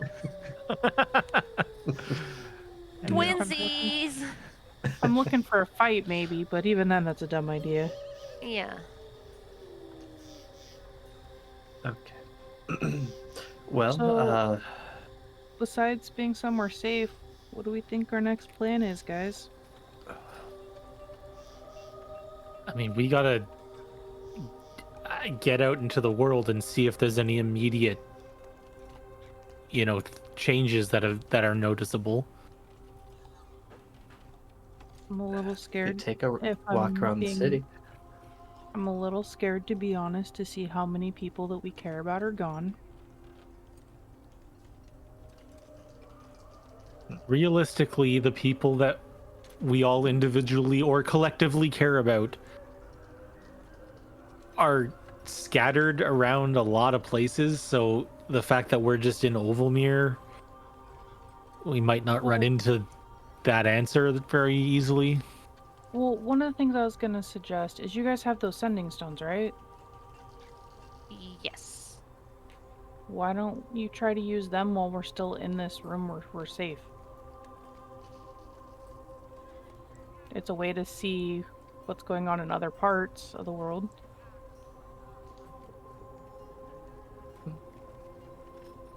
I mean, I could prepare the sending spell. That's pretty simple. That I only have too. a stone for Cinifer, and we don't know if that barrier is still up. I could try to scry on a couple people.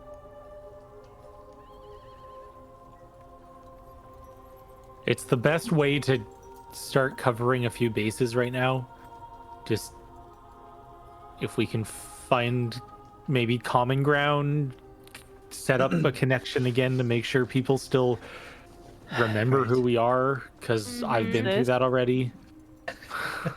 Make sure they still exist. Yep. Right. Well, let's pick a person. And then we can scry or send, whatever you feel like.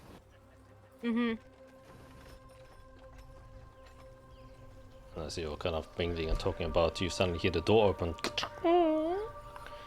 And you see like this nurse come in, or like a maiden, more to speak. Fiera, you immediately recognize the insignia on the kind of dress she has, or shawl. It seems to be the kind of insignia that the 14th Legion of Penume has, Angel of the Written Word, which is the legion inside of Ovalmir. And she wears like these typical white maiden dresses that the healer or nurses within their legion kind of carry. And she kind of steps inside, and she has like this trolley with you know, herbs and stuff. And she's like, oh goodness gracious, oh, what is happening here? And then she sees the annihilation fields kind of active there. She's, oh goodness gracious, oh, you seem to be all good and well.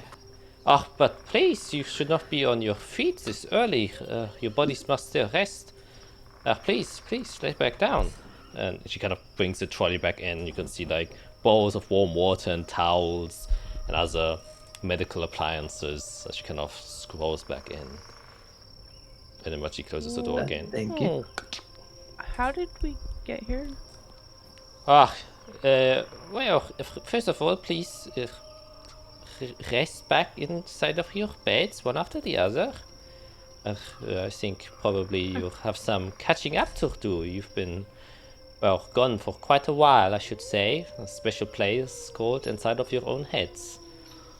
And she kind of goes to each and every single one of you to try and usher you back into your beds. You know, she kind of opens the blanket and then pushes you inside.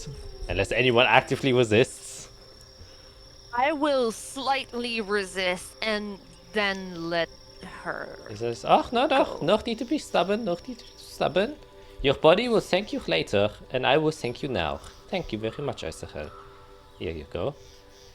And then she kind of... How long have we been here? Well, for about 5 days, you have been within my care. Yes. Ooh. I do not know the specifics of what has happened or occurred to you, but was given you into my care.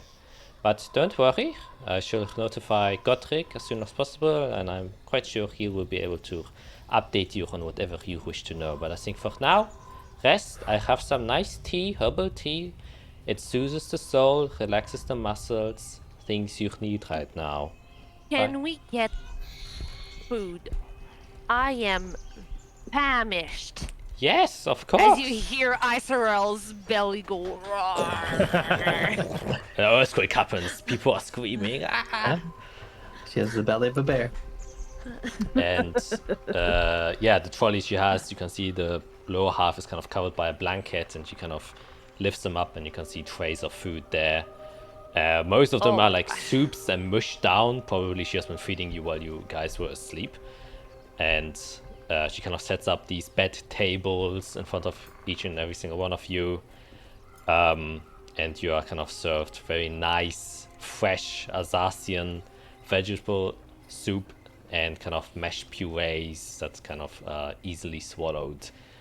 Very well seasoned, very nice cuisine. Isabel, you missed this. This was like your, you know, go-to. That was my jam growing up. Yeah. Just tastes just like mothers, even though your mother never cooked. It was a maiden that also cooked for your house, but that's why it exactly tastes like that, because presumably a maiden also cooked this one.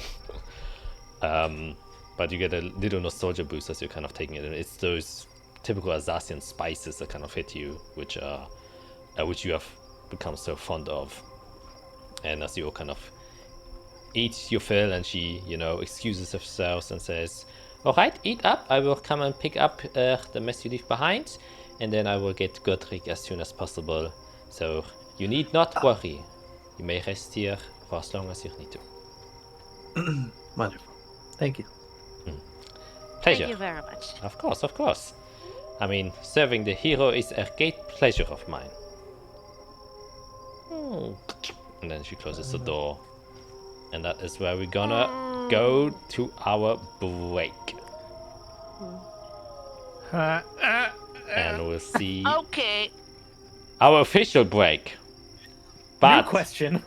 I Lots of questions. do have to pee again, so Of course. I was correct in assuming that I would have to. So we'll see you guys There you go. again in a quick sec. Bye. And we are back. Please like and subscribe, yes, for these guys. Not only reaching level 13, but upgrading potentially to Celestials? Let's see. Let's see. Okay. So, the kind of caretaker has just left you guys. What do you wish to do, if anything? Hero. Eat. Hero. Eat.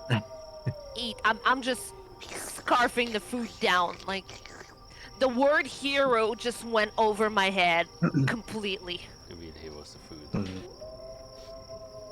Who should we reach out to first? So, Isarel is eating, Irik is having an existential crisis, and Jade is back on the grind already. Sounds Probably about Jade right. just like Jade's like pondering while she's like sipping at her soup. We have a meeting with Godric, it sounds like. He knows that we're here.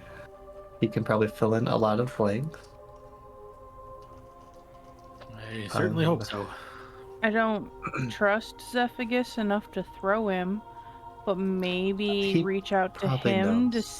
see what he has to say.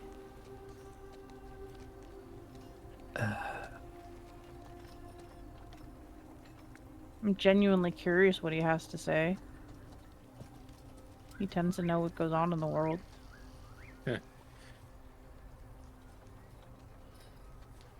Let's wait on that until after we talk to Godric, I think. Yeah. Because I can Definitely. bring us over there as well. Mm-hmm.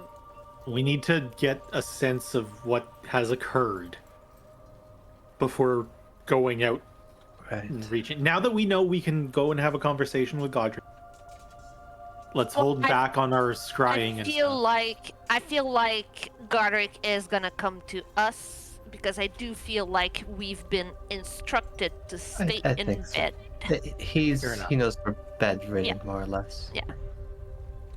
He Well, most likely regardless. was the one to say we must stay in bed. Yes.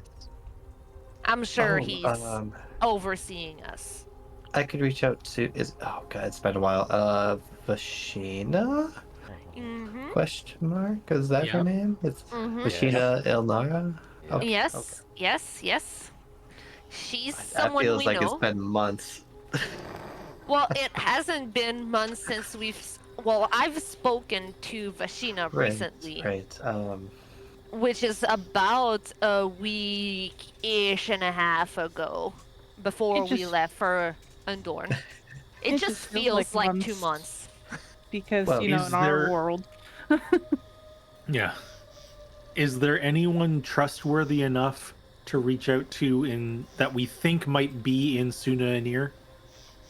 In We don't know Suna- if that dome is still up. Yeah. Well, that's what I'm saying. And- Is Here's the thing. My But we could test it people. out. Yeah. What we need to know also, there's an elephant in the room. We locked Melidor which is powered by the blood curse. By us doing that, did we strengthen the Blood Legion? Did that make the defenses around Sunanir bigger? That's something like that is the first thing we need to know. What happened? What did we do? Well, I have a Sending Stone 2 Cinepher, so we can test that out first. And then I could use a Sending to... One of my is it people, maybe? Velray Lux? Is that your boss? Oh man, I need to find those notes. I do believe that's I have the Director name. of Vanspire, Shadowcast. Yeah. Yeah. I do believe it's that person. Test that too. But I do feel like we need to speak to Godric first before we try anything, because we have no idea. It's been 5 days. A lot of things can have happened, and we don't know. We don't know anything because we were until we talk to God? Yes, I do believe that would be safer, because we don't know what happened. We might say something to someone that they won't know about or whatever, you know? Right. Or we may think they are still an ally when they have turned on us or something. You know, we don't know. Or we may have new allies that we don't know of. Yep. 5 days is a long time in this sort of atmosphere that we have going on. And given the fact that, like, the 24-hour thing that we were running with in the dungeon, that was like, they were worried about things kicking off. Like, yeah, we were like this close to a battle. Yes.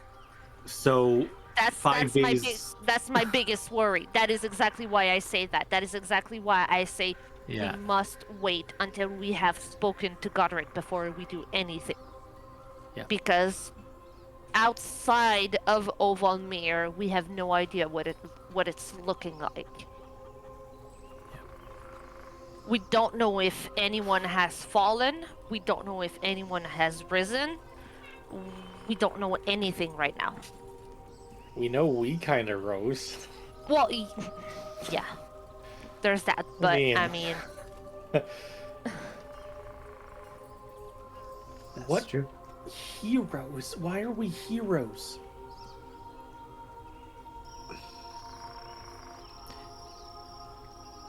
Do you not like the idea of being a hero? I mean, yes and no. I never once dreamed of ever being anything close to a hero. Hero is a subjective word. Like, different people, it means different things. To some people, a hero is just somebody who goes to another town and gets resources that were lost after being attacked by a demon. We did that. That's a hero to some people.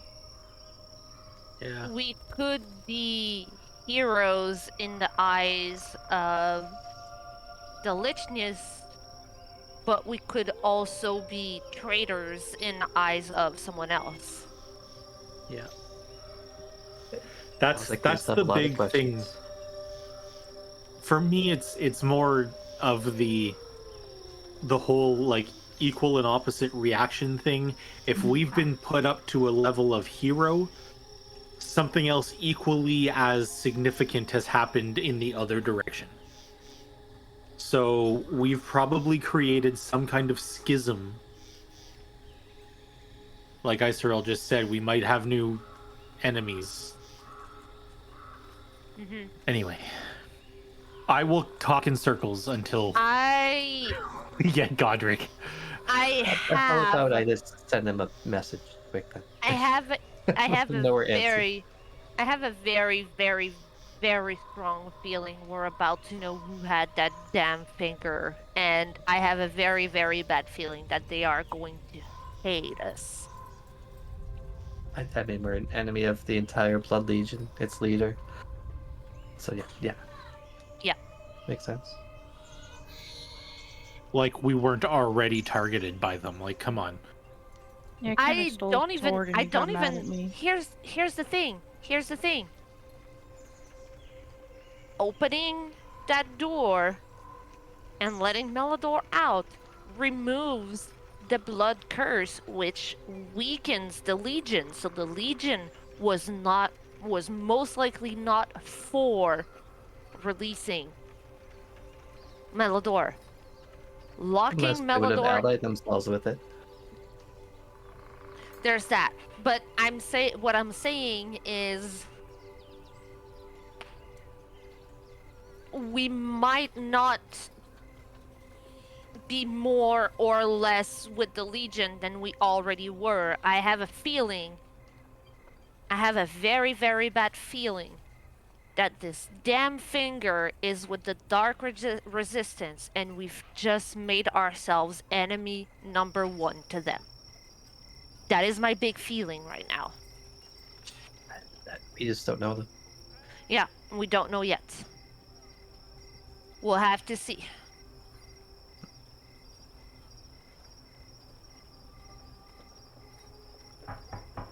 What in the world is happening behind me? You hear a knock on the door. I mainly hear the kitchen coming down. Okay. Something All right. explodes in the building. Sorry. Wait, hold on. Something does explode. Yep. It doesn't. Sorry, I'll just be right back. Keep going. Alright, as Iso was distracted with the soup, furiously sipping away, slowly opens. And then stepping in, just as slowly, is a tall, broad, old man with white robes, very white hair, who you all know as Godric. He kind of steps inside, and he has this wide smile on his face, and he, always seemed to be a little bit cheerful, but now more than usual, and he says, "Oh, the Faith Weavers. Well, how are you all feeling? I see you all were up in jumbles. Maiden Arenas told me that you were already running about as soon as you woke up." I simply looked outside the window to try to figure out where we were.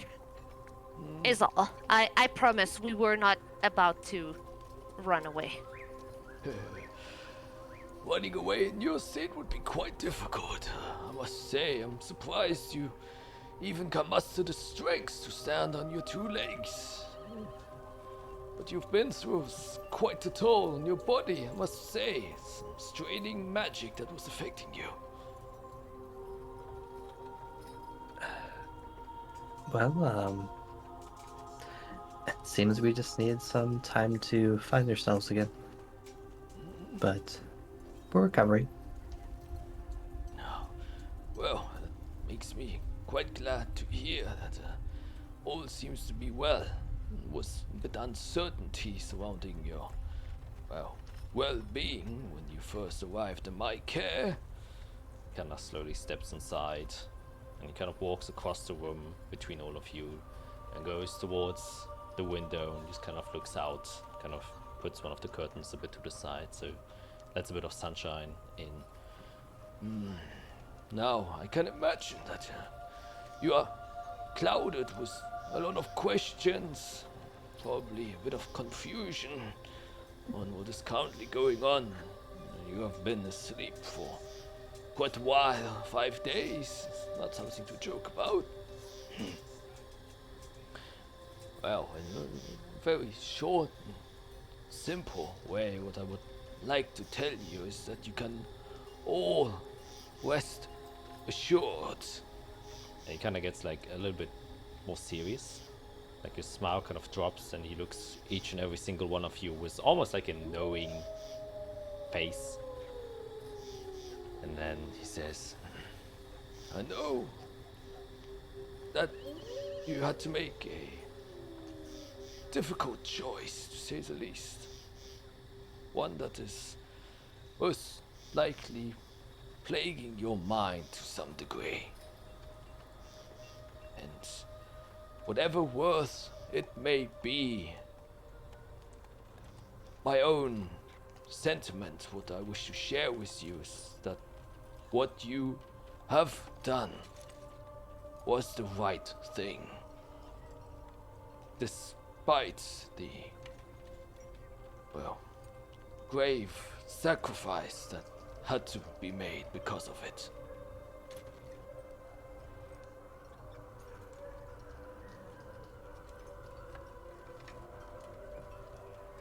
I know it might not feel like it yet, and it's always like that with difficult decisions.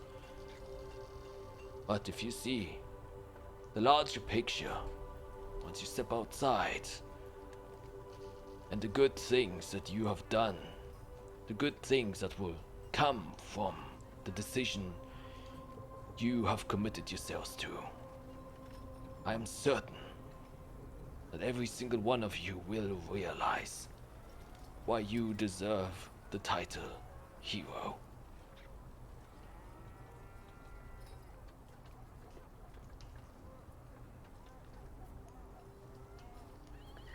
And what Can you does at it least look give like us outside? yeah. Of course. Well, ask away. What is the most pressing matter you would like to know? Is Suna and Ear still around? It is still around, yes. Making a city that big disappear would be quite the feat. And I am very glad to inform you, it is now officially out of the hands of the Blood Legion. Is the Blood How? Legion still a problem? Well, for now, no. Whatever you did, whatever magic you managed to seal away, has tapped away their potential.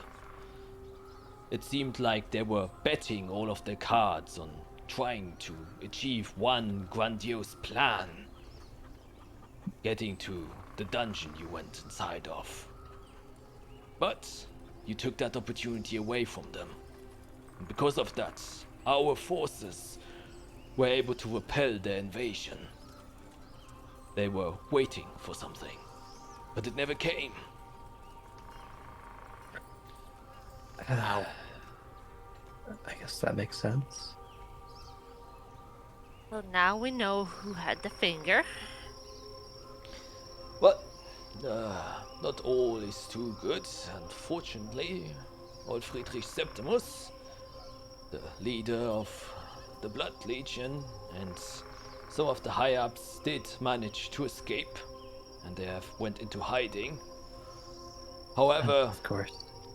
the largest part of the operation has now been dealt with. I don't think with the power and influence he once used to hold, he is no longer much of a threat to our nations. Wow. Well, I guess that's that. That's huge. And that's not only the great thing that has happened from it. Because of what you have done, both Canaan and Azathia realized the, well, internal manipulation, the criminal schemes that were going on. And currently, we're holding talks about a new peace pact to rewrite the creed. And not only that, Zephyrus and I personally staked and put your names out there, and we wish you to be part of this agreement. Since all of this, man. all of this, Shit. all of this happened in the meeting room where I believe at least 3 of you were part of. Based on your guys' reactions, do I want to be a part of this? No, you don't. At least we learned some lessons, right? It can't go as badly as last time. Oh, I sure hope The not. freaking dwarf was a fake. Hey, Sorry. hey, we've got skills now though to know. We can look in and tell different things. We knew jack shit last time. Mm-hmm. Anyway, carry on. Yes. So now, by this point, I hopefully made you realize that you are more than deserving of carrying the title hero. Because without your choice, without the things you have discovered, war would have most certainly broken out. And it has proven, not only to myself, but also to the higher-ups, the so-called leaders of our countries, that there are things that even they can miss.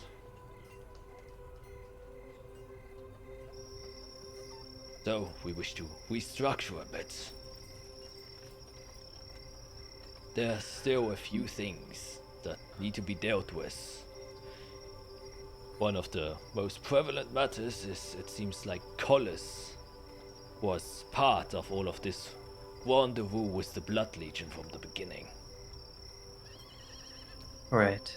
And as peace talks are now occurring between Canaan and Azathia, well, what should we call it, relations with Collis are turning a little bit more south. That's a problem for me personally. And for you personally as well, as well, we have figured out that Kronberg was the middleman who enabled all of this. But Well, yeah, not just that. Not just that. My parents were on their way to Colis. yes, They were going to go into hiding in Colis. oh, well, a dangerous, I wouldn't necessarily say dangerous. I don't think they will do anything too aggressive now.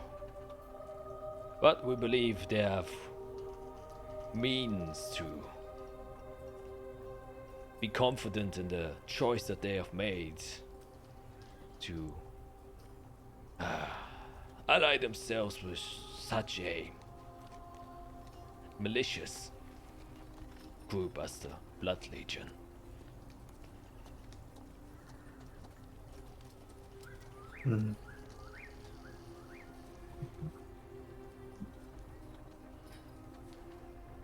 But all bad things aside, at the end of the day, the peace between Azathia and Canaan remains.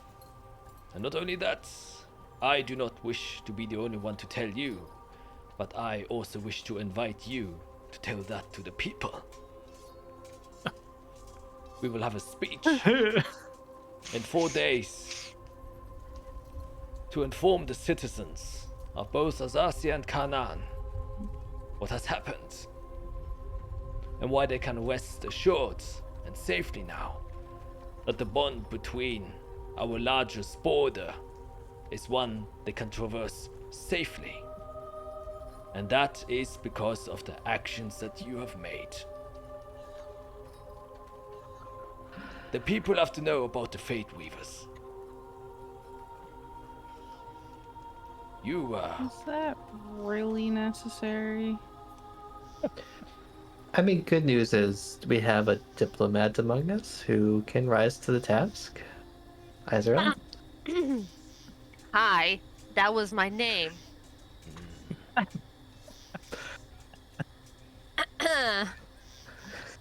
Okay. So in 4 days, 4 days. Very well. please do not underestimate the strength of symbolism. And you have been a symbol for the people. Mismatched individuals who, through fate, came together and change the course of the history of perhaps our entire continent. Don't underplay what you have done.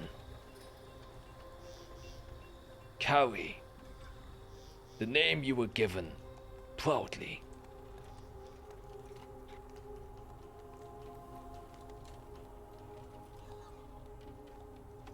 And if your doings can inspire others to do the same, I hopefully believe that we can live in a place that is more peaceful and safer for everybody.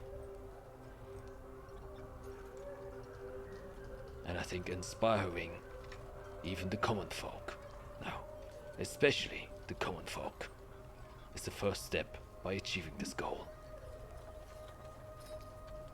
Because it is the normal people that we try to protect. And he kind of gives an eye to you, Eirik, specifically. Look away awkwardly.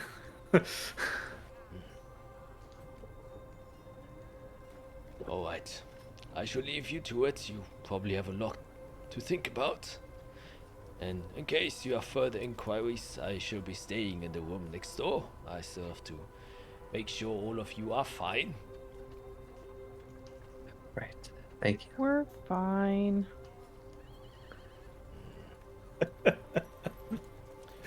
Well, Takes worse things to bring us down.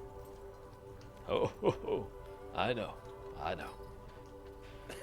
And he kind of walks back towards the door, kind of looks back once again, gives you all a heartful smile, and an acknowledging nod before he closes the door. And walks away. Okay, so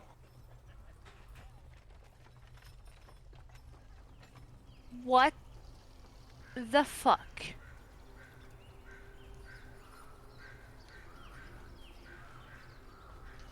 A lot happened. A lot of good.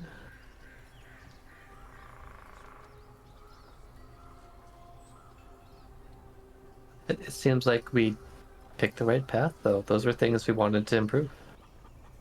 Politics, the war, the common folk. What did I say? Taking the Blood Legion out of the equation was going to stop the frickin' war. It's almost as if I'm a diplomat in my life. Crazy concept. Okay, stop tooting your own horn. Okay, we know you're a diplomat. We know you were raised to be one. It's okay. I know we're all a little feisty right now. Slightly. Calm yourself. I'm still shoving food in my mouth, by the way. Interesting. So 4 days. We have 4 days to, I guess, do what we want. Like, we're gonna be able to go out in public without drawing attention.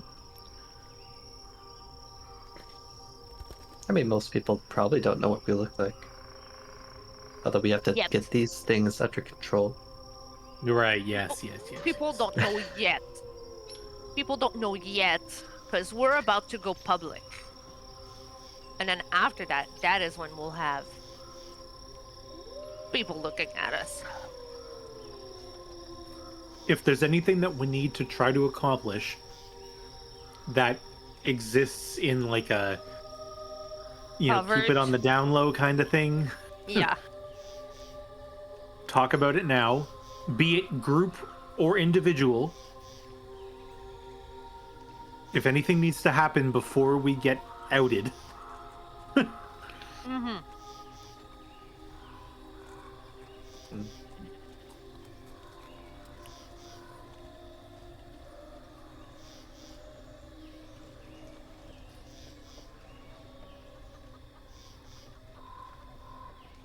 So,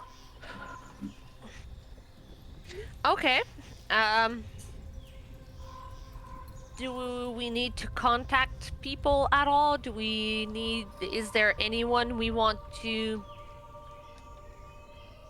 now that we know that Sunanir is somewhat safe? Oh, right. Well, I guess now I can reach out to Cinnifer and just ask how things are. Make sure she's alive. Mm-hmm. She's always been a connection. Yes. There's also, what's his name? Harold? Yes, Harold. Vel Raylox. Can reach Yes, out to him as see well. how they're going also, because I'll make a list. they deal with the under things Yeah, of the Sunanir, and I'm underground. sure, yeah, the underground. But what I'm saying is they were dealing with everything that was happening in the shadows, and now that the city has been liberated, how is that going? Because They there were could also they were also barely holding on. be. Mm-hmm. They were the last ones. Mm-hmm. I really want to know how it went. Yes, and Yeah. also, do they need And help? Cinnifer was working with them, right? When we were leaving the city, I believe. Last time we Kinda. spoke to her, they were allying to try and take care of things Right. together, at least And for now. she saved our lives. Yeah. We do owe her. Yeah. Much like every other interaction we've had, there was always kind of like a. Oh boy. We weren't sure. So definitely, if there's anything we can do to help them, now would kind of be a good time to take care of that. Yeah.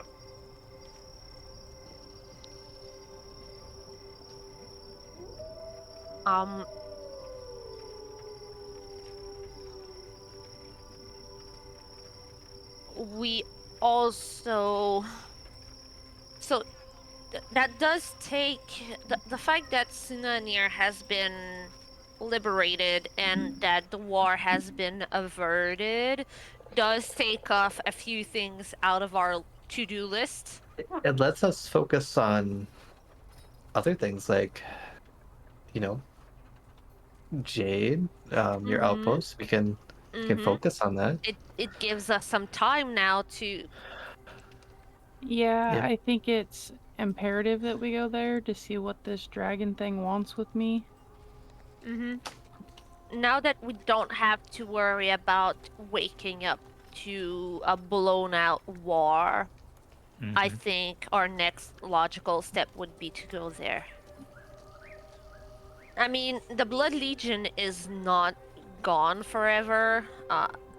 I'm sure Kronberg found a way to hide the important people, and they're gonna work in the shadows to try to rebuild, and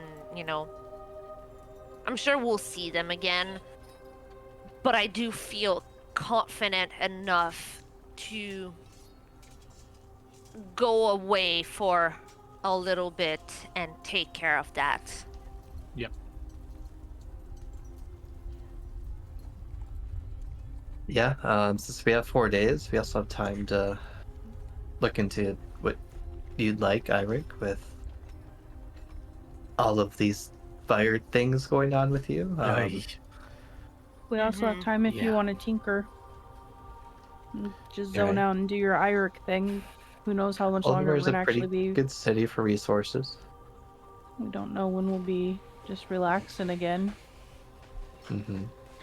I'll be real. There hasn't been a lot of inspiration crafting wise lately.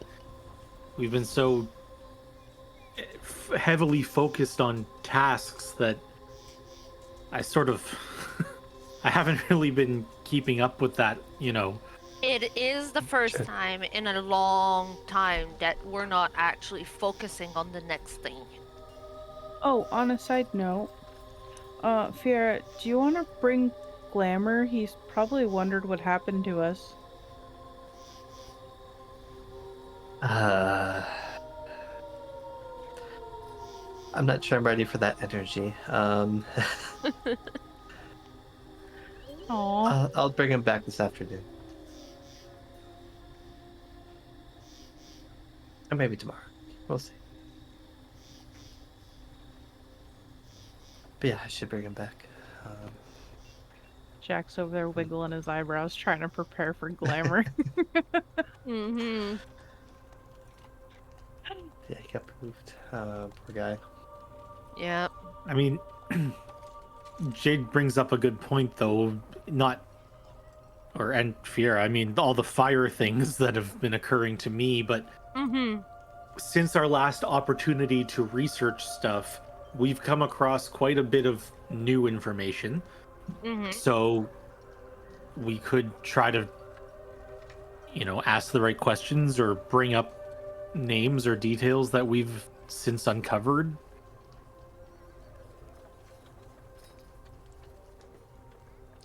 Yeah, I mean that's what we could do, and that can bring us to and fro. I don't know if we still have access to the Inquisition Circle. As long as I have Arya's ring. Right. At least for now. For now. And knowing as we are now heroes, it would be kind of hard to, I would love to have deny free access if access. you can talk to them. I can try to be very persuasive. Maybe with both of us talking, it might help.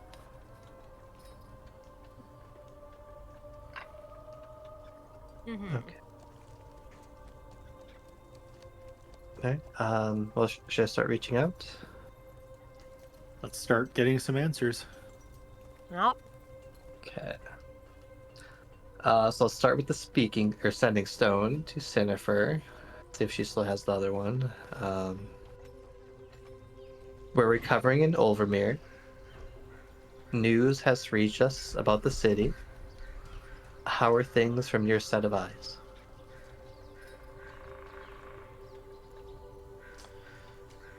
Sending goes out, and you get a very rather quick response. Awake finally. Repairs have been going okay. I have heard from Godric the deeds that you have done and that you saved our city. Thank you. Helen, everyone. I'll pass that along to everyone. Seems like good news. So, Alright, I got next one to Velray. See what he has to think. mhm. I gotta think about Celia's.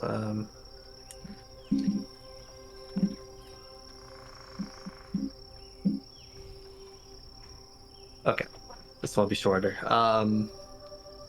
We've awoken. The shadows gave us respite. How is the Untergrund? You get a delayed answer. Wow. Wow.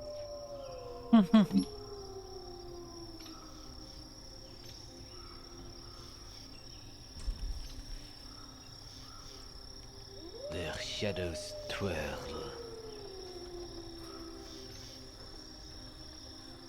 We remain steadfast.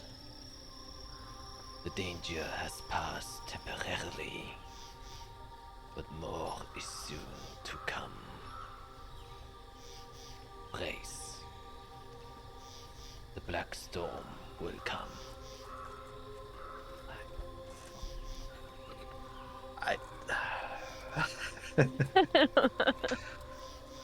Yeah, I guess I'll pass that along too.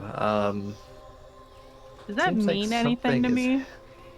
You can make a history check, or you can also make religion. The Black Storm. I'm gonna give myself guidance.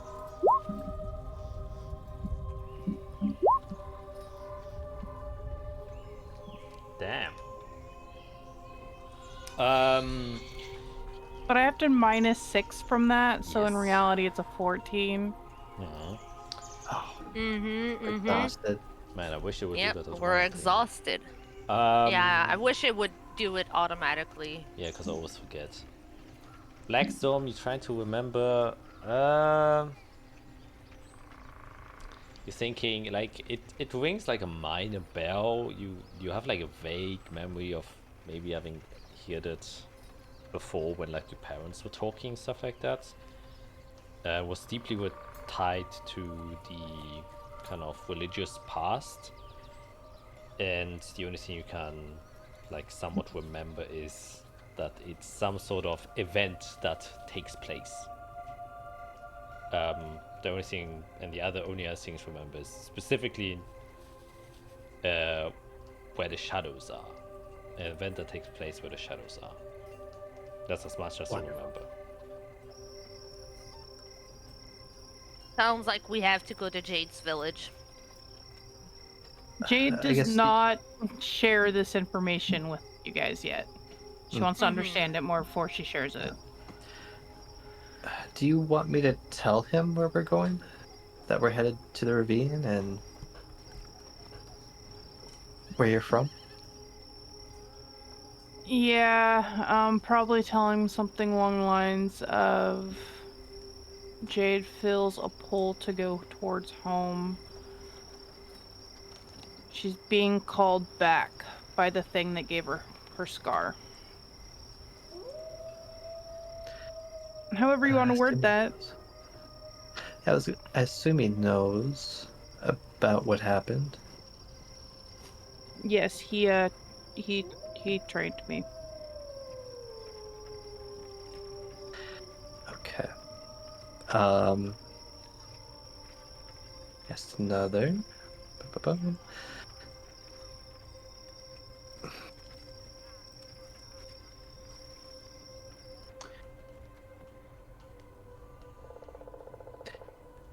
Jade feels a pull from her past. We'll be headed there in a few days.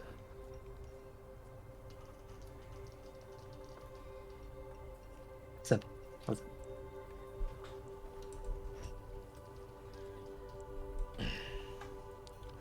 You get another delayed response.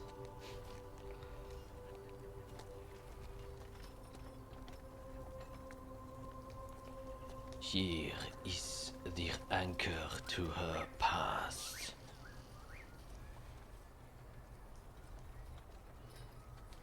You will see a different threat.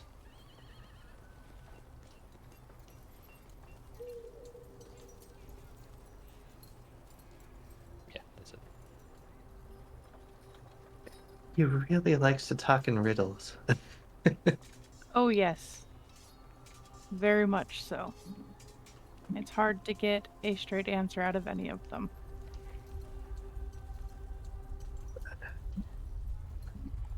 Okay, well, he gave no advice, but he is aware. So. He did, but he didn't. I have to figure out what he means. Right. Riddles. All right. We're good at those. You guys are. Me, not so much. No, we're not. It took Fiera and I an hour and a half deciphering We don't the need to talk about easiest that. puzzle That was- ever. That was a learning experience for both of us. Well, I think we It was a- overthought it. Like, It to was the a bonding highest degree. experience.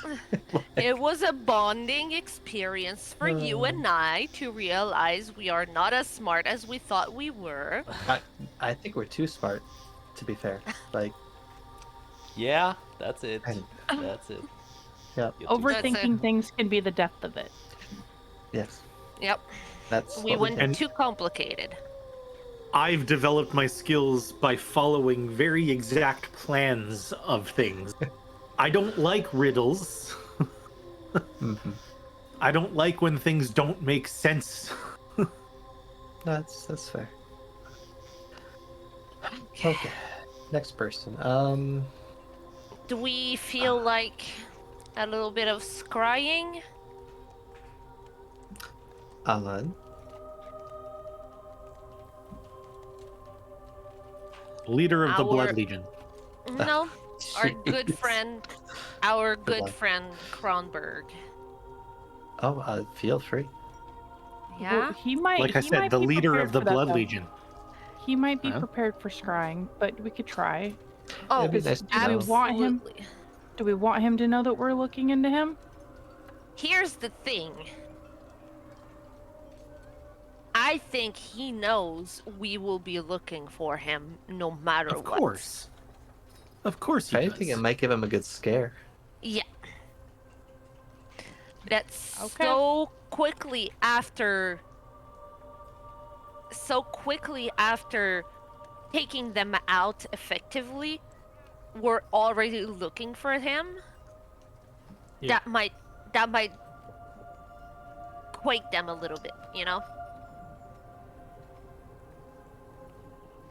Alright, so Fair I'll enough. get my bowl of water out and I'll start doing this, and then I'll take out the piece of cloth that I took from one of his soldiers that belongs to him, and I'll start stirring the water with it, and I will start scrying. So he has a -9 to his spell DC. Ooh. To save, you mean? Yeah, to his save. Yeah. Sorry. What's the DC again? 17. Don't bears.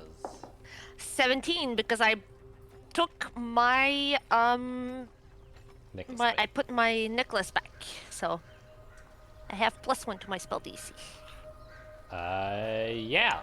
And he rolled a natural 1. Oh. You see once again the ripples inside of your bowl start to refract. I'm doing it in the open, so if they want to look with me, they can see it. Yep, it refracts the light in such a way that it suddenly produces a different image entirely than what is reflected in the environment. And as it does so, it produces a dark room. Only one candle is lighting. It seems like a table. You can see sitting in like somewhat very unkept robes, though you can see the robes probably in fine make, but have been, are very dirty, and some places like torn and stuff like that. You can see extremely unkept hair and a very big frown on a older elven man that you would recognize as Kronberg, and you can see he's completely disheveled, as if he hasn't rested in like many days. And you can make a perception check as you're looking down on this image of Kronberg. I'm gonna give you guidance.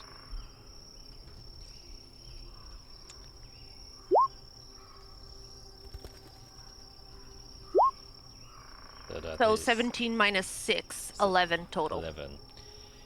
You can hear like occasional squeaking of wood, and you can also see that the candle tilts always a little bit, suggesting that he's in like a moving thing, be it a caravan, be it a boat, you don't know.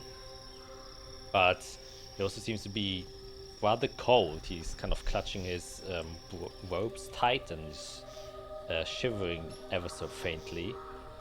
But he isn't saying anything. He just seems to be like on this, just sitting on a bench next to this table with the candle on it, just kind of swaying back and forth. And he occasionally looks paranoid in front of him and looks around, and he stares back down onto the ground.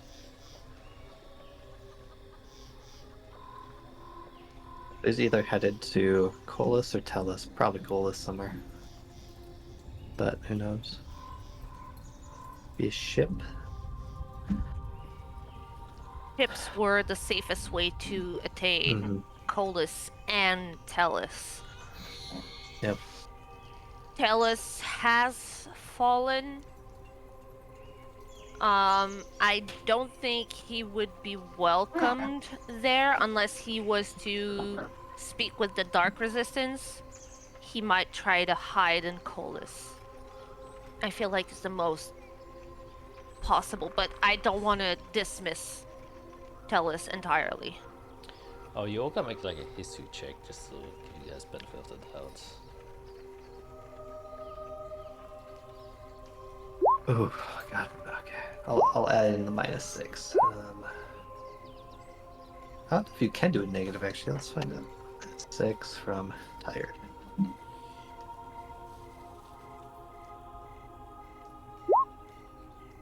Oh, it worked. How do you do that? So if you click on the skill, hit customize, and then I just did like misc bonus, and I put -6. Oh. Oh, Oh, I do the same thing for like Pass Without a Trace. You said skill miss bonus -6? Yeah, Oh, okay. you'd have to do it for you got to each and every remember skill, to go but- take it out though. Yeah. Yeah, that's the thing. Remember that. That's the hard part. Uh. Oh, Oh. Jesus.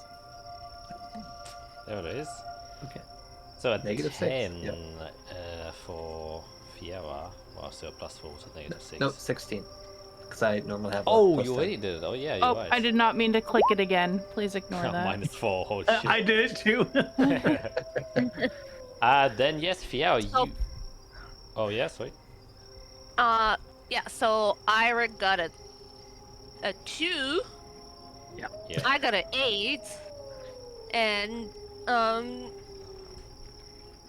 Yes. Jade got a 5. So we're all like, Yeah, the mental fatigue can blame everything on it. But Fiera, yeah, you have a clear mind and you remember like something that was like surprised you all when you heard about it, but it was just like a very small thing that was just mentioned when you were still I think when you were in Zun. Oh no, when you exited Zuna Nia, when you came back from hell, you heard that one of the Blood Legion ships kind of came to close quarters to Tellus, And but it got attacked. and it was attacked by the Navy of Right. Tellus, which suggests that they don't seem to have an alliance with each other. Oh god, that was ages ago. But yes, that sparked memory. Yeah. Interesting. Okay, so that makes sense. higher chance that he's going to call us to escape. Yes. Yes. Does sound like it. If we ever cared to find him. We'll have to at one point because he does need to pay for his crimes. That- In a lawful way. I'm not suggesting I'll just chop his head off on a platter. But he does need to be taken into the public and you know, he needs to pay for his crimes against And our we people. cut his head off and put it on a platter. Yes. Okay. Hopefully. Yes. Now, Septimus, on the other hand, I don't care what happens to him. He can rot and die for all I care. Yeah, I guess we'll have to wait and see. But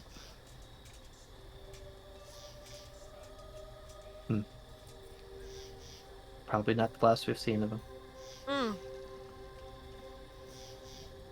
Like I'm saying, we do not have the liberty to think that they're done. They will be back. they will be back with a vengeance. They will want our heads. For sure.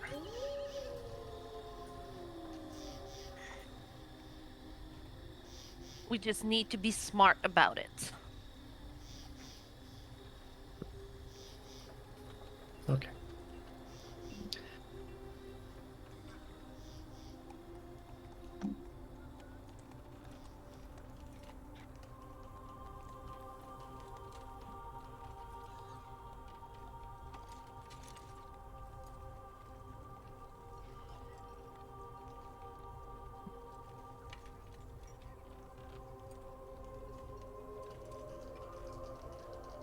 Okay, I guess, do you guys mind if I reach out to Harold next?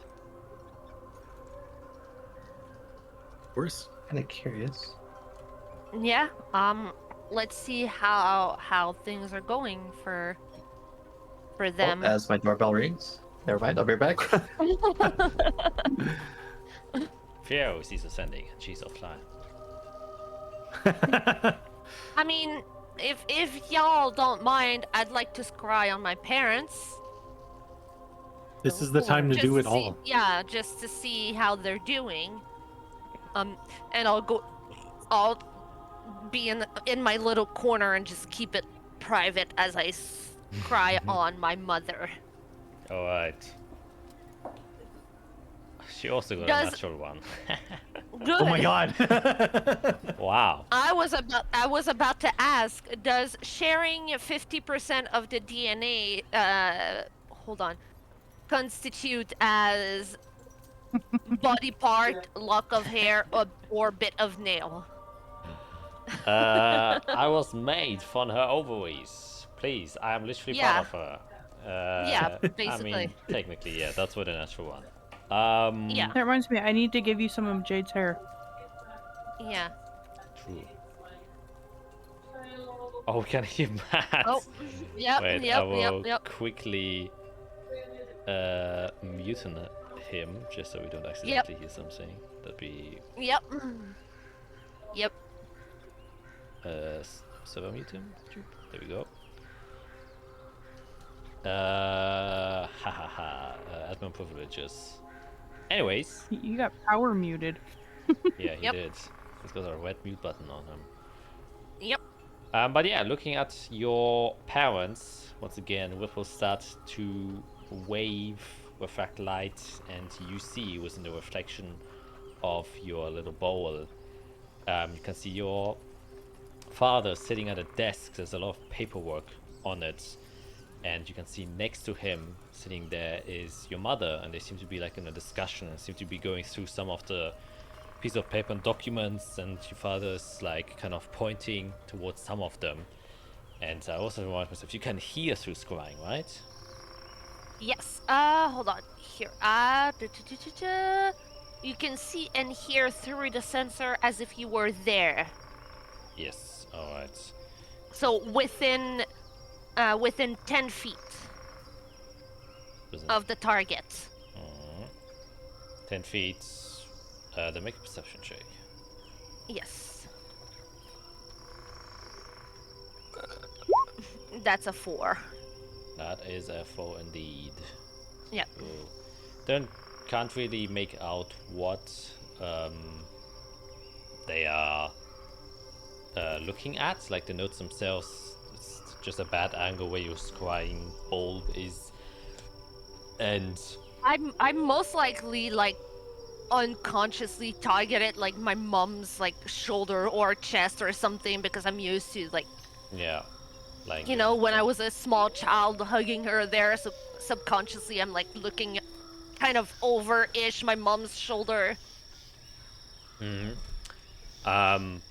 Yeah, but you can see there's like warmly lit and they have like food there. Oh, I will unmute Matt. Welcome back, Matt. I had to power mute yep. you. Oh, Yeah, we could hear a bit of the conversation. oh, that's fine. But as I was crying, you can hear your father kind of talk with your mother, and they seem to be like, you know, in a deep discussion, not argument, just a discussion, saying, but looking at these things, this is at least military grades, several of them. But there's no notable tracks from where they've come from. I've asked around.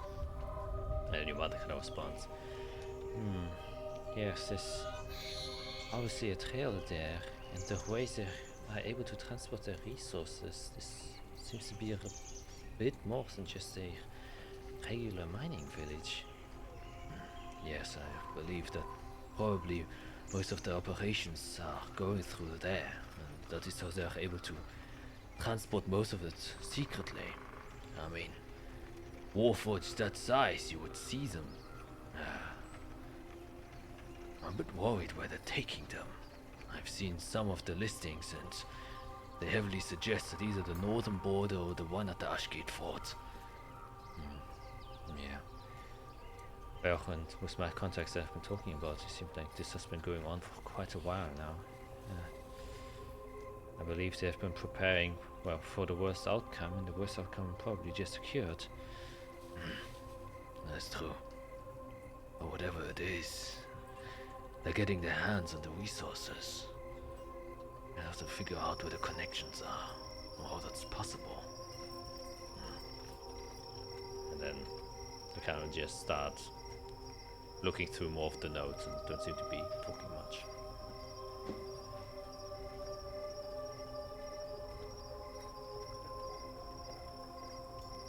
I was crying on my parents. Sierra. Gotcha. Curious what they're up to. I don't say anything about it. I just keep it all to myself for now. Classic. Alright. Yeah, you wanna do a sending Fiera to Herald? Yep. Yeah, I think I got it ready. Okay. Our recent journey has come to a rest. Much has improved in politics. Corruption uprooted. We're in Overmere. How are things where you are?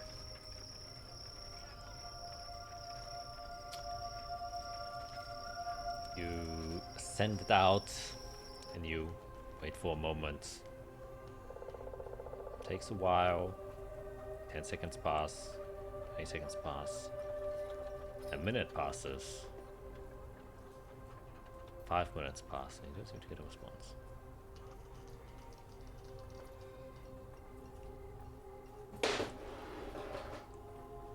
That was a pen. All that noise for a pen? That was a very heavy metal pen. And I'm trying to lift up with my feet. And I did so.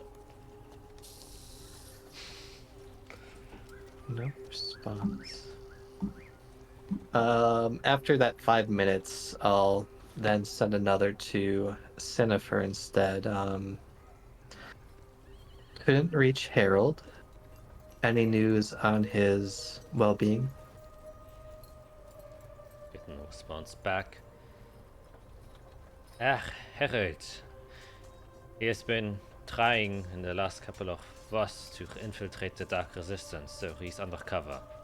I presume he's letting any means of tracking him,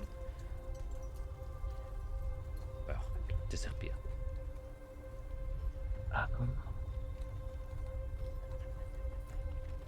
Undercover. Okay.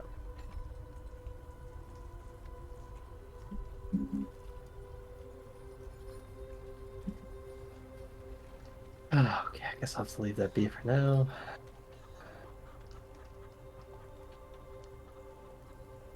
Do I want to do that one? Oh, I have some sketchy settings. Let's do the normal one. I gotta send a message to my mom. Aww. Yeah, the last one I Kids kind and of. their parents trying to make sure they're okay. Ew, what is that?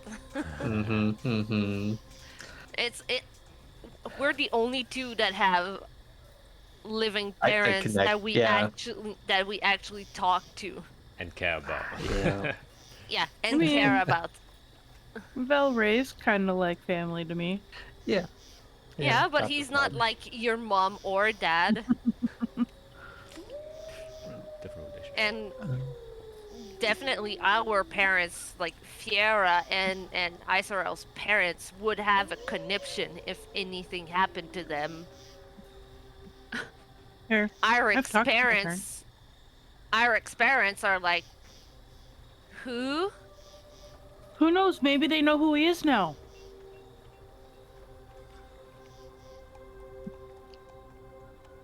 Okay. We'll have to see. Uh, Maybe so I kinda after. Oh. Oh, no, okay. I was gonna say, Fear kind of more excitedly casts this one. It just says, "I'm in Overmere. Lots of good news. Where are you at? I think I can return home." You get an immediate response, he says. Ah, Fiera. So glad to hear your voice. I'm at home. Seems like the siege has stopped and I was able to return. Siege. But they have occupied the Helios Gate now.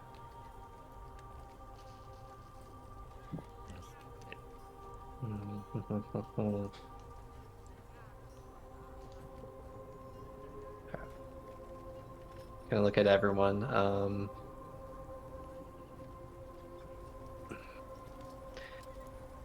Do you think you all will be okay for a couple days if I leave? No, absolutely not. What?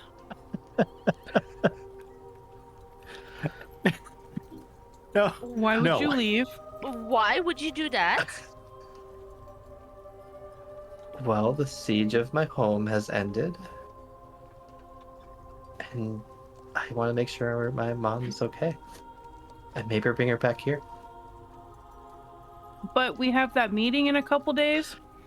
Right, I'd be back. Probably Would you tomorrow. How about we all go? I do not If like you want to. I do not like the feeling, I do not like the idea of leaving you go alone. I never stay in trouble when I'm alone. We'll come with you when you're doing things that involve your parents. We'll just stay out of it. Yes. I think that's fair. Okay. Do you mind if we leave tonight then? Will they If they let let us leave us. tonight? Yeah, I was about to say, are they going to let us leave tonight? I mean, they can try to stop us. We're also still really exhausted, by the way. I don't plan to go do anything difficult, but I think I found a new way to travel. That's I would mostly like to safe. remind us that we don't go looking for trouble. It tends to find us. Yeah. Right. We were right. supposed to just go retrieve these people's stuff, and Izarel got kidnapped. We almost Oh my God. died. Yes, And it was I was just supposed to be going to go get belongings. forgot. I totally forgot that's how it all started. We were so. We We were hit an supposed- Irix little hole in the sky. Oh. Gosh dang it! Right. It's all because of that, and we ended up ending the Blood Legion with it. How? That wasn't even our Okay. goal. So, just that is my friendly reminder that we may not go looking for trouble, but it tends to find us. Okay. Fair point. So, Fair point. maybe going tonight's a bad idea. With how exhausted we are. Well, we could probably rest there. We have extra rooms at my parents' house. I would hope so in a noble house. There's usually more bedrooms than people will ever be in that damn house.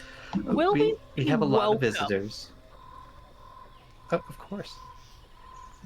If we are friends of Fiera, I don't see why we wouldn't be. Just saying, her country's known for being a little judgmental. I have met Fiera's mother, and I feel like as long as we are with Fiera, we will be okay. Is what I feel. We will be welcome as guests of Fiera and her mother. Most people there know me and my mom, and we have a good reputation. When Eirik and I met Fiera, she was sent as a representative of her country, basically. So, if we come with Fiera, I would sure hope so that her country would think that we are allies and to be trusted somewhat. Just saying. War's barely just been avoided. I like to think on the side of caution. It's a good way to think. Well, yeah, we can be ready for anything. It does sound like the Tellus army has retreated back to the Helios Gate, so that's... Do I know how many miles it is from the castle to the gate? Let me measure it. I assume several hundred. 2 miles. It's right next door. Oh, look, there it is. Oh, just look out the window. That is the wrong map. Right one. No, this is also the wrong map.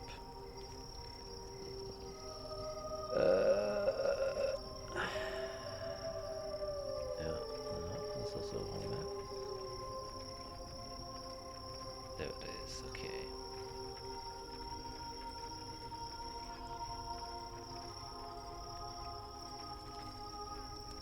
I have to do my measure.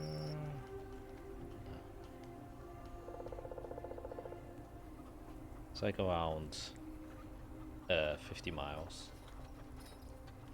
50 miles. Like 2 days. Okay. 2 days travel. Okay. Okay.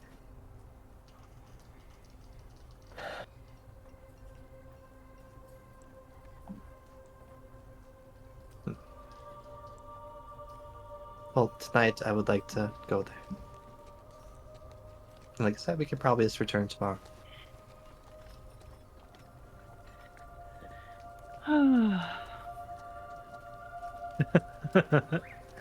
I just don't know why, but I have a bad feeling about this. Unplanned things and spur of the moment things don't usually go in our favor, but I But I'd feel understand the that's need safer. to see.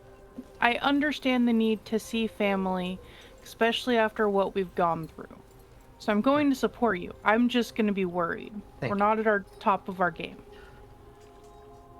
No, that's fair. And how are we getting there? Please tell me we're not walking, because I know we're not getting there in a day. No. I never plan to walk again if I can help it. It's the most What are you going to be And that's riding where on Jack. Nope. Are you going to start riding on a magic carpet? If you have one. Oh gosh. As one minor correction, it would take 5 days if you take like the road, and 3 days if you went over like natural terrain, which can take longer, obviously, because you have to cross the river and stuff. Gotcha. Okay. Okay, yeah, okay. So if they're at the gate and we're just there for a day, it should be okay if they plan another attack. Should be. But Like no. I said, trouble finds us. Right. So during my trial in the dungeon, it was a little different from Irix and Izarel's. For me, time was at a standstill. I can't really estimate how long, but it was a number of years, at least, if not longer. I had a lot of time to think, so I thought about spells during some of it, and aberrations. It was the Magnus Xanax, the Precision. I had a lot of time to think. And I'm pretty sure I figured out a way to travel farther, faster, without a circle. Using what the aberrations used. Although I think they used it in space, but I'm using a simpler version. So. Check it.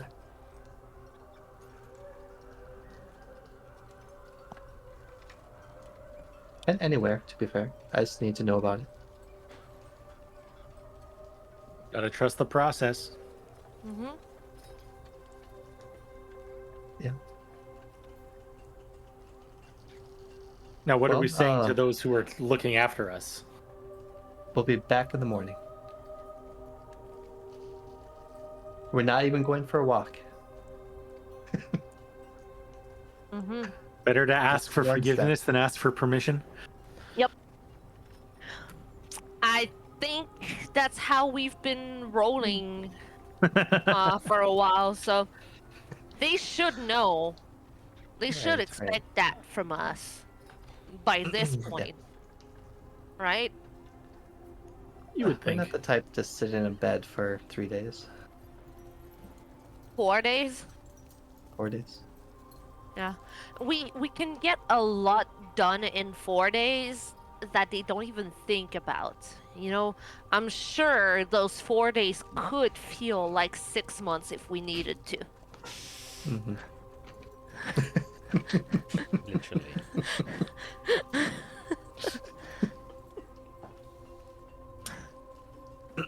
Okay, well, before we leave, anything we need to pick up? Any more people you guys need me to message? I could give you a sending spell as well, if there's someone that you are familiar with. I guess I could bring Glamour back, technically.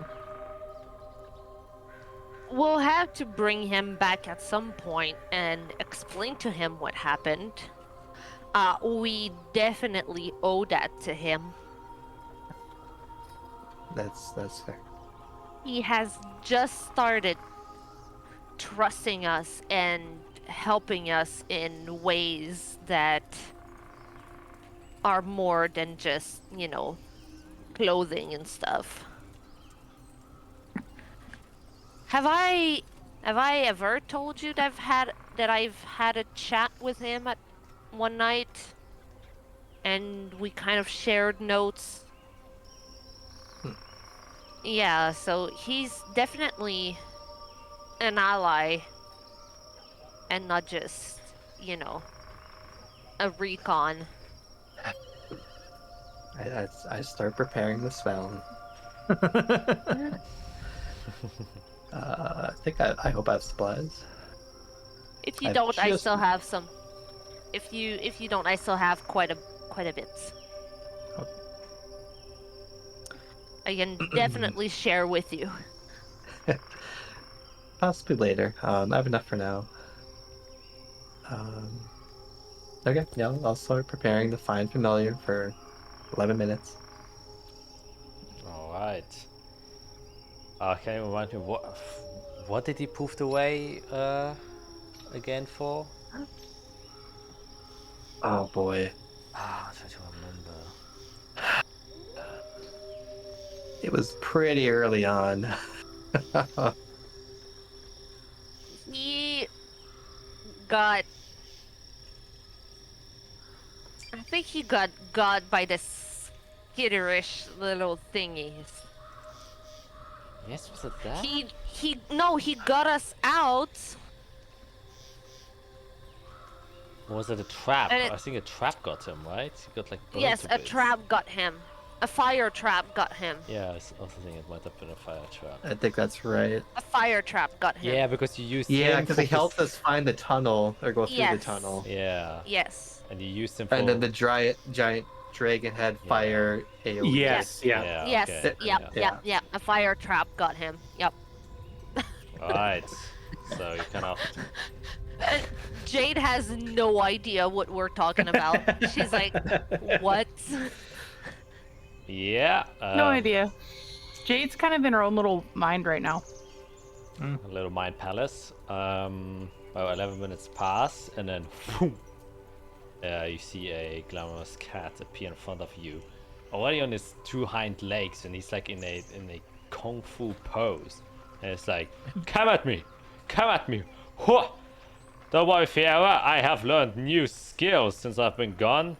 Check this out. Oh, And then heavy. he does like a half cartwheel, but completely falls down, and then tries to pretend like that was planned, and gets back up again, and then he uses his two paws to do like very mediocre punches.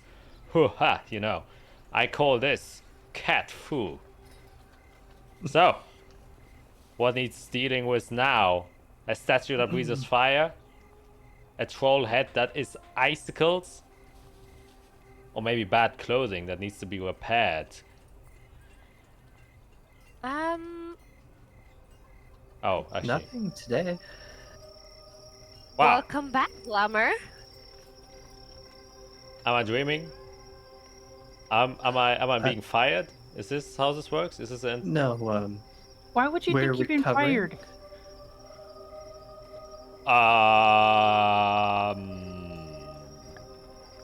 Have I not vowed that I would protect you? You know, sometimes You protect him if he keeps poofing? You're stuck with us.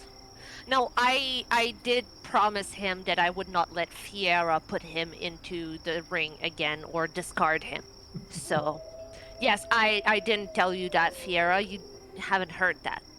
You I don't know have about not. this. No, you have not, so you don't know about this. Forget what I said. heart of gold. Isoel has a true heart of gold, and I wish to polish it every day if I could. Thank you, Isoel. Means a lot. Anyways, I see you guys are safe and in a rather glamorous room, if I do say so myself. Though the clothes you are wearing, yes. gosh, I mean, come on, a little bit more pizzazz. White, really? It's like We're you're in, bedridden. Like, a room. We're We're kind of are. They forced us back into bed. we're kind of in Oh. a hospital right now. Oh, We are planning escape though. ha! Yes. Now that's what I like to hear. All right, escape to, let me guess, the next best clothing store. Which city are we? I can lead you there right now. Weren't you supposed to be working on new clothing for us? Well, after what has happened to you, yes, there's a new batch coming in. And looking at your funky bodies right now, as he sees annihilation fields, I mean, You're a cat, okay? All right? Don't Yeah. be making fun of our bodies.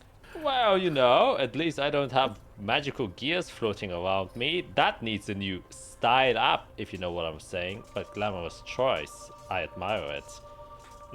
Yes, new ideas springing up already. Wow, truly Free. a sparkling group. Oh, springs. Yes, springs and gears. What about that, Irek? That sounds pleasant, doesn't it? I'm just gonna use elementalism and do beckon air and just like poof a big burst of like dust in his face. Oh! Ah! How dare you? These clothes are a new fit. Now you made them dirty. I'll use beckon air and just blow the dirt off of As it. I feel conflicted emotionally now. Good. Anyways, welcome back. Hopefully it stays like that for a while this time. Yes. Our next adventure, knock on wood, and I knock on Irik's head, should be a lot calmer. Ha! What was that for? Wow. That was cold. But good. And he wants to give you like a fist bump, but with his paw. Fist bump. Pop up. But well, before you leave, I have been working on your new clothes, so I have to get back to it. And I have these brand new designs that I, Tila's making like the blueprints for them. Oh, Fear's face just droops. Yep. So Yep. 1,000 yards there. Isorel looks around like. I need, like her tiny hands have been doing such good work. I haven't paid her a single cent. It's been so good. So I need to get back onto that work. Otherwise she will get tired. I mean, she will become the most proficient very tailor tired. that there Yes. is. She'll probably be sleeping for a long time. Oh yeah. Oh yeah. One would even say probably for eternity. Now come on, guys. That's some, dark joke. She's still a little girl. Come on. Glamour. Nobody else is going to say this because they're all more attached. Unfortunately, on our mission, things happened. And I'm sorry to tell you, but she has passed. Isorel looks. Oh wait. It's a joke, right? I mean, come on. You were in a dungeon. She was in Arca. She was safe. Have you seen her? I'm sorry. We have not seen her, but we know. I mean, you gotta verify, right? Look at me. Glamour, do you want me to go into the full specifics of what happened and our choices that we made, or can you just believe us because we haven't done you wrong yet? I feel conflicted. I'm just putting my most charm as possible with Glamour right now, and just being like, Glamour, this is how it is. Make a persuasion check. You're good at this. Please. Yeah, I have a +10. -6. Oh, A 17. Kind of looks at you, and then he looks at the others. Obviously, seeing Fiera and Isorel very down, and he's like, "Oh, so you really mean it?" I really mean it. We had to make a choice to seal Melador. And unfortunately, it involved everyone who was blood cursed.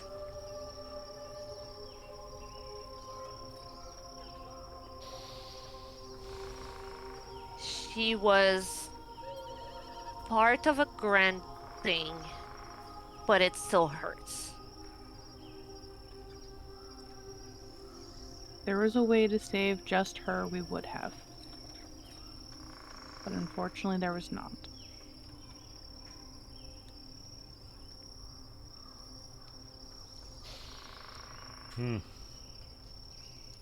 Yeah, it's fair. Unusual for me. It's a weird sensation I'm having now. I pick up Glamour and I put him on my lap and I just start scratching between his ears to try to calm him down.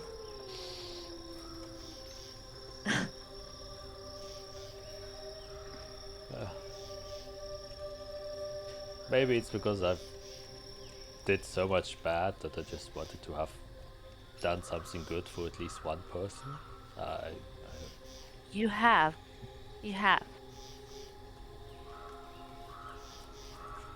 She was a very nice girl. She was. Of course.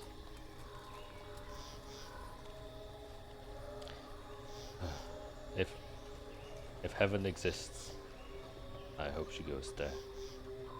And if not, Well, just think of it Since- this way. She's with her brother now. I hope not.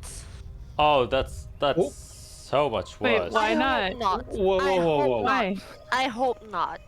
Why not? Andals is in hell. Oh God. Okay, that is subjective. Okay. And Andal You is in can- hell. You Andal guys is in think hell. he is? You can still be with your family, but not be in the same physical space. Just look at me and my family. I still communicate with them, but we're not in the same physical space.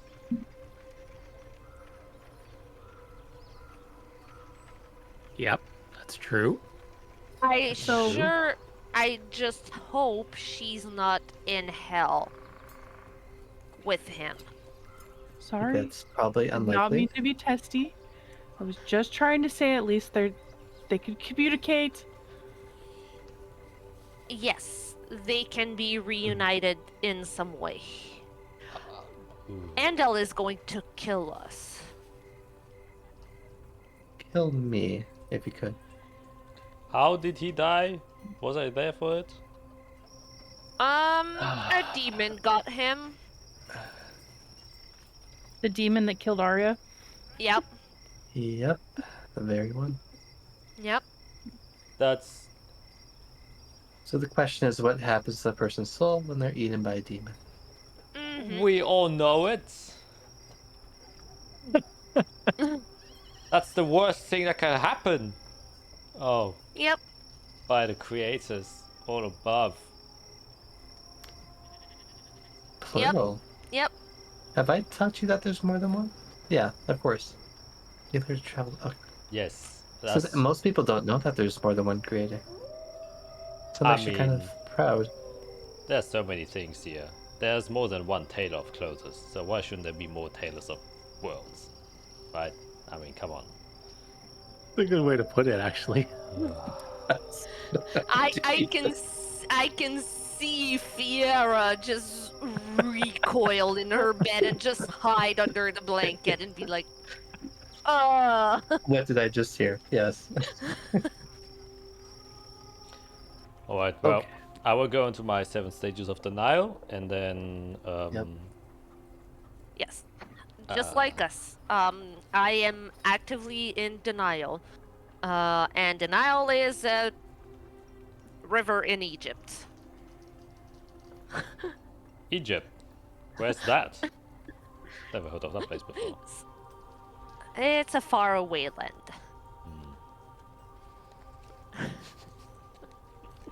He still gives you a fist bump, a spiritual fist bump that comes from the GM to the player. I will vote for Thank the you. point. Thank you. That was a Thank lot. you. Thank you. Okay. Well, anything else to get off our checklist here? Glamour's bad. I'm tempted to see what Kenneth is up to. He kind of just left us hanging.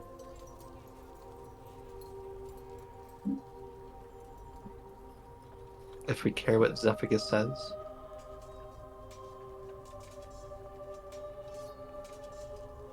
I don't trust Cephagus. It's a strange one.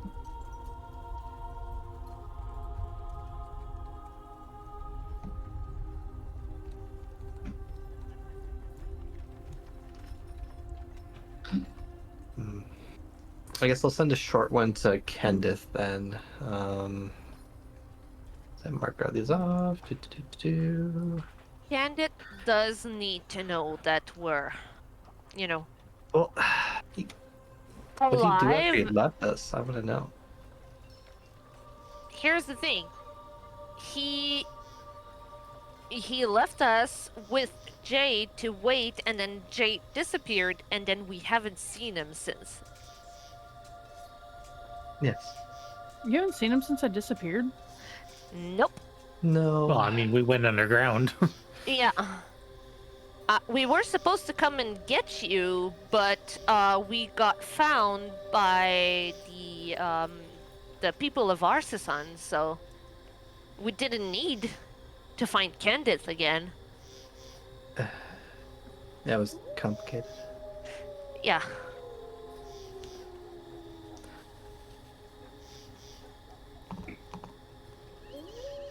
Okay. I guess to him, I'll just say. So, how do you think things worked out? I love the passive aggressiveness of the message.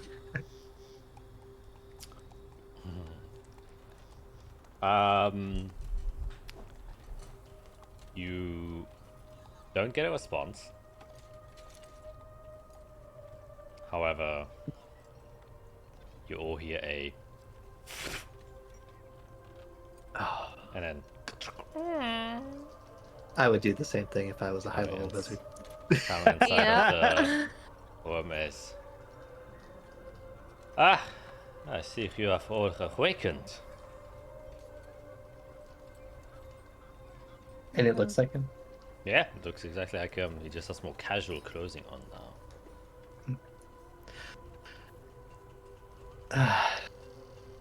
Yes, we have. Well, I must say, it turned out for the better. I didn't get to learn what I wanted to, and unfortunately, a few things happened in between or amidst our small rendezvous we were having that kind of forced me to take a leave. But nonetheless, I was happy to find you where I've left you, though in a more unconscious state. Oh, you found us. Yeah, I haven't told you, of course. We don't know how we got here. Oh, yeah, I found you back outside of the entrance of the dungeon. I thought you may have run out of it. And I was happy to see that you survived the collapse. It was a rather large earthquake. Ooh. Yikes. What about the soldiers that were there? The group. Well, most of them were already busy outside fighting the Blood Legion. And a quake as strong as that one doesn't go unnoticed. Seems to have started from the bottom and went to the top, so most people were able to evacuate fast enough. Though a big crater now stands where it was, and let's just say Undorn has been a bit shaken up.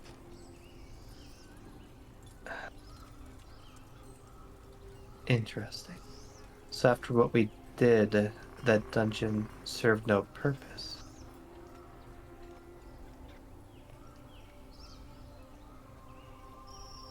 Huh.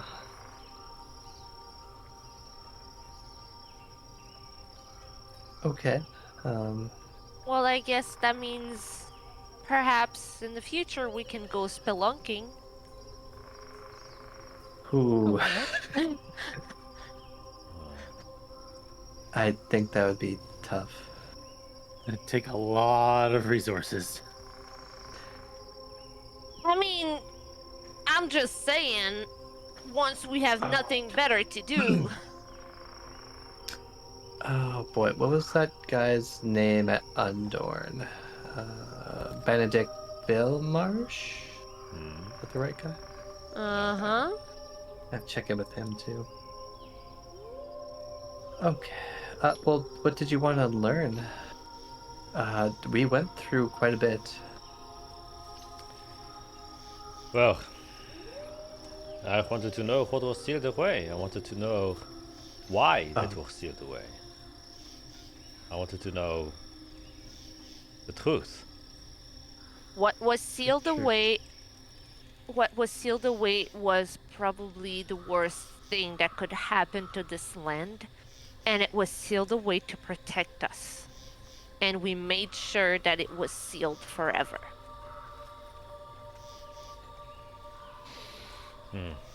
Then maybe our opinions will still diverge on this point. But alas, It was a representative of death that was connected to our blood. If that helps. but why is what I don't understand. This was during the times of the gods. Why would gods fear something so much? I'm pretty sure gods don't fear death. I'm pretty sure gods don't fear our blood. That's what I want to know. Well, if you want answers, Mr. Xerxes Kivith has them. Mm-hmm. He was there. Yep. I'm not all that surprised. He's a strange fellow. And though I have asked him to tell me the truth, he still eludes me. He was not keen on telling us all of it either. No. We had to decipher a few bits and pieces for ourselves as well. I think he is trying to show the truth, but in a selfish way, I guess. Selfish indeed. Well, I think I might have to cut my ties that I had with the dark resistance and try and find ways to gather information on a, let's say, more noble path. Well, if you do that, then I won't stop you.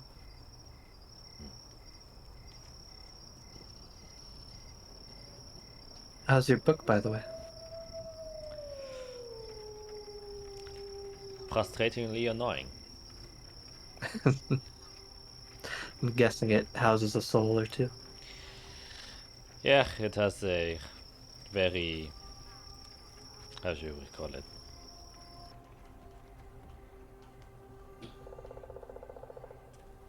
Old soul. And acts like an old one. Oh, we know someone like this. Yes. They don't have ties to the Prestigiae, do they? No.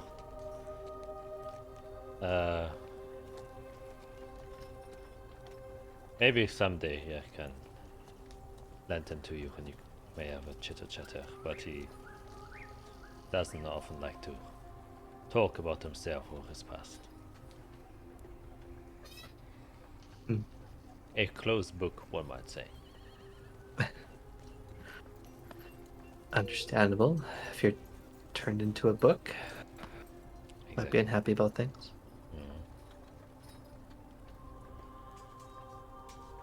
Well, thank you for saving us. Well, I didn't do much. I'd rather say thank you for saving us. Seems like whatever you've done has caused quite the ripples throughout the political landscape. Something I didn't care for much, but it seems like us slowly individuals can make a change if the impact is big enough.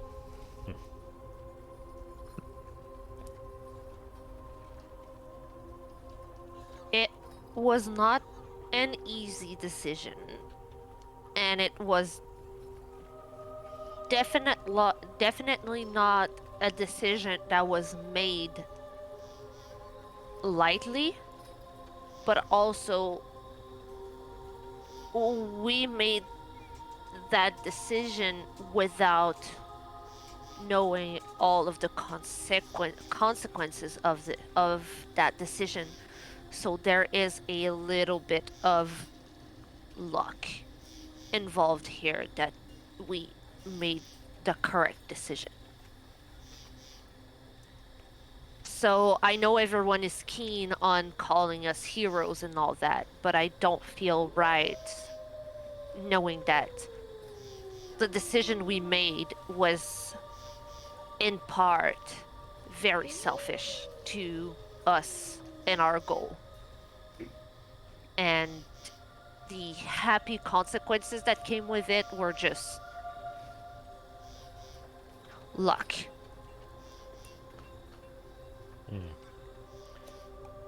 Maybe.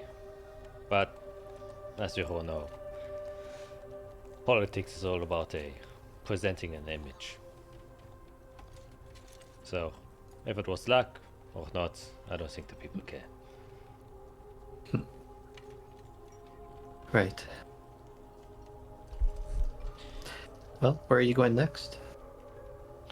I think I have some business to do with the people of Colors. They are the ones who started all of this. Interesting. I haven't told you, and well, I promised you actually that after you've helped me, that I would tell you about what has actually occurred during the meeting. But maybe I can tell you sometime in the future if you're busy.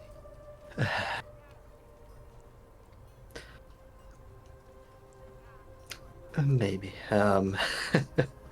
I just need to know. I just need to know for my sanity.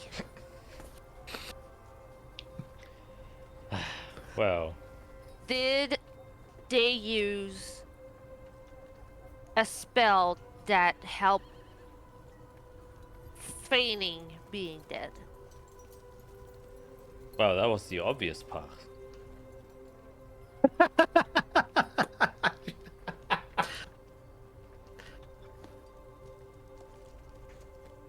We saw the traces of it, but I suspected it was it, but at that time I was not the spellcaster that I am today. Well, I can't talk much either. I mean, I was fooled myself with the plans I was actually making there, so... Yes. No need to feel bad. At the end of the day, you're the ones who stand victorious.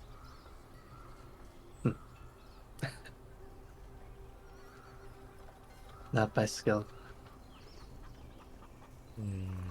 But we are quite resilient. If you do meet Duke Kronberg over there, just send us a message. We have some... We'd like to talk to him. Oh, me too. I have some personal affairs to deal with him as well. Oh, me too. Very personal. We'll take turns. Very, very personal. That sounds fair. Alright, I'll give you an update if I find anything about Duke Kronberg. He has been messing with a lot of people. A lot of wrong people, perhaps. And I think he's realizing now the consequences are about to hit him. Well, from what I've seen, I think he knows people are on his tail. He seems... I did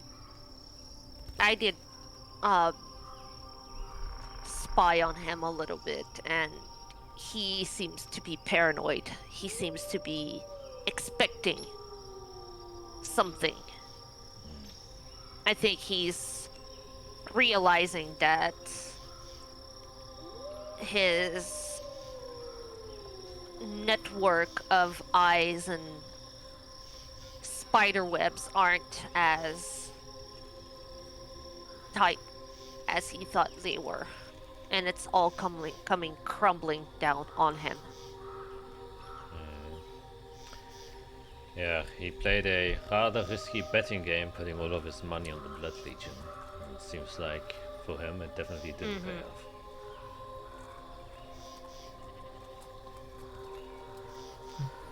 Well, anyways, I leave you to your rest. He says with a joking smile. I have some own business to do here in Oralmir, so maybe I will see you around.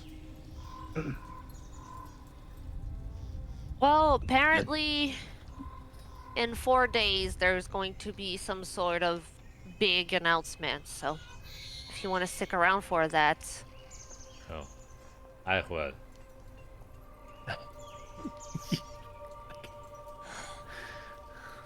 Isol just sighs. Good luck, heroes. And he just kind Yeah. of slowly turns around and then walks out. And closes the door. Well, so he did turn out to be a good guy. I never believed he was entirely wrong or bad. I just think his allegiance are Questionable. very flip-floppy. Mhm. He uses people for his own gains. Which, I mean, is kind of what everyone does. Right.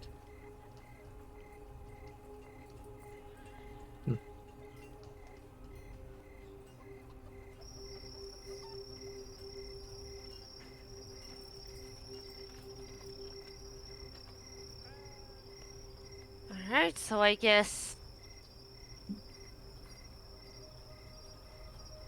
now it's time to go visit Mom? Question mark? Sure. Yeah, I guess last chance for messages. Eric, Jade. I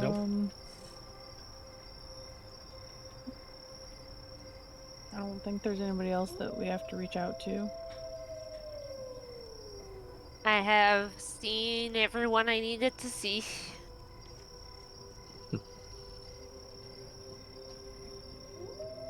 Okay. Well, grab your stuff. Don't think we want to appear there in hospital gowns.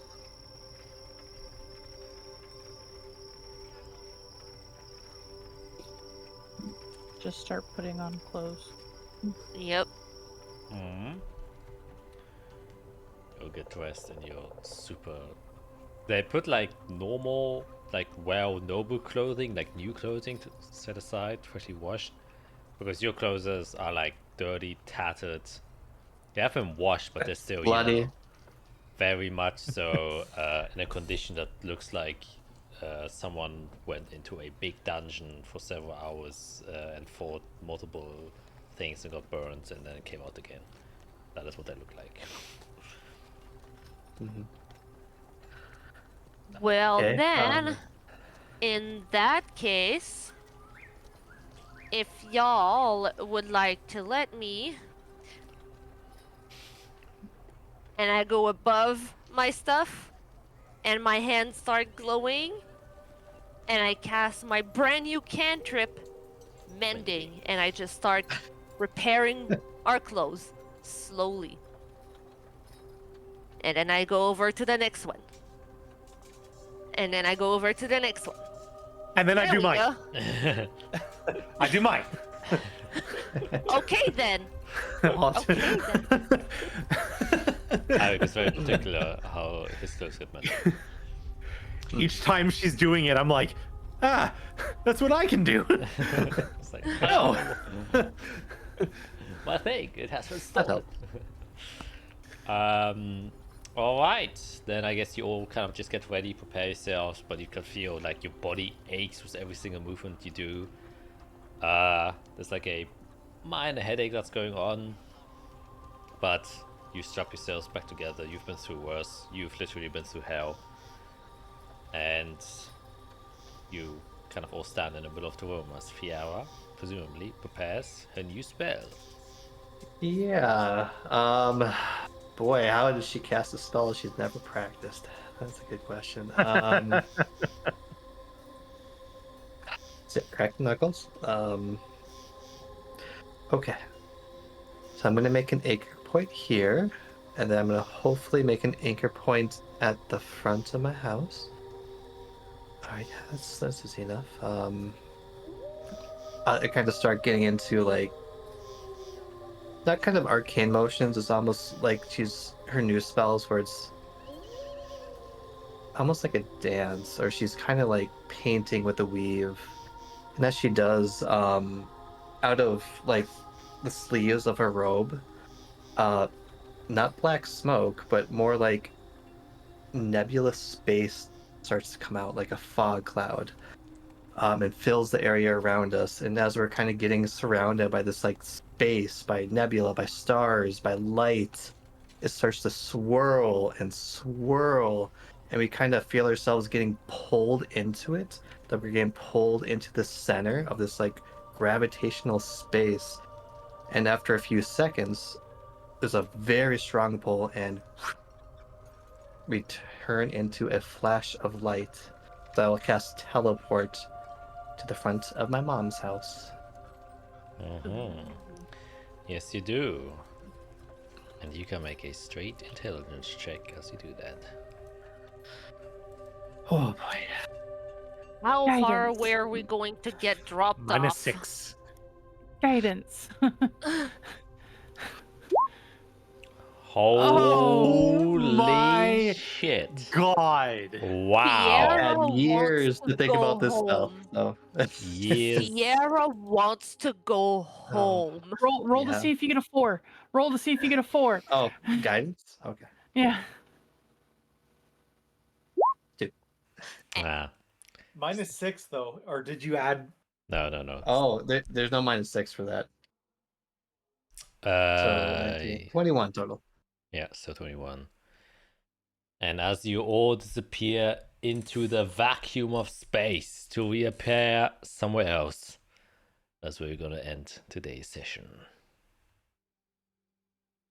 Wow. Ooh, on a natural 20. Oh my god. Oh my goodness. We're back in a country that we haven't been in since campaign 1. Yeah, so we're going Mhm. literally across the continent from west to east. We're in Tellus now, correct? No, Kanan. Kanan. Okay, good. We are 50 miles from Dallas. Yeah. Where there's which we Army haven't even- Station. Oh man. You are Yeah. in the hometown of where Zangria was born. Oh no. Oh shit. Oh no. Really? Shoot. Really? Oh Yeah, shoot. she came. Apparently. She came from Zalnia's castle. No, I didn't know that. My I didn't know that's where you were God. from either.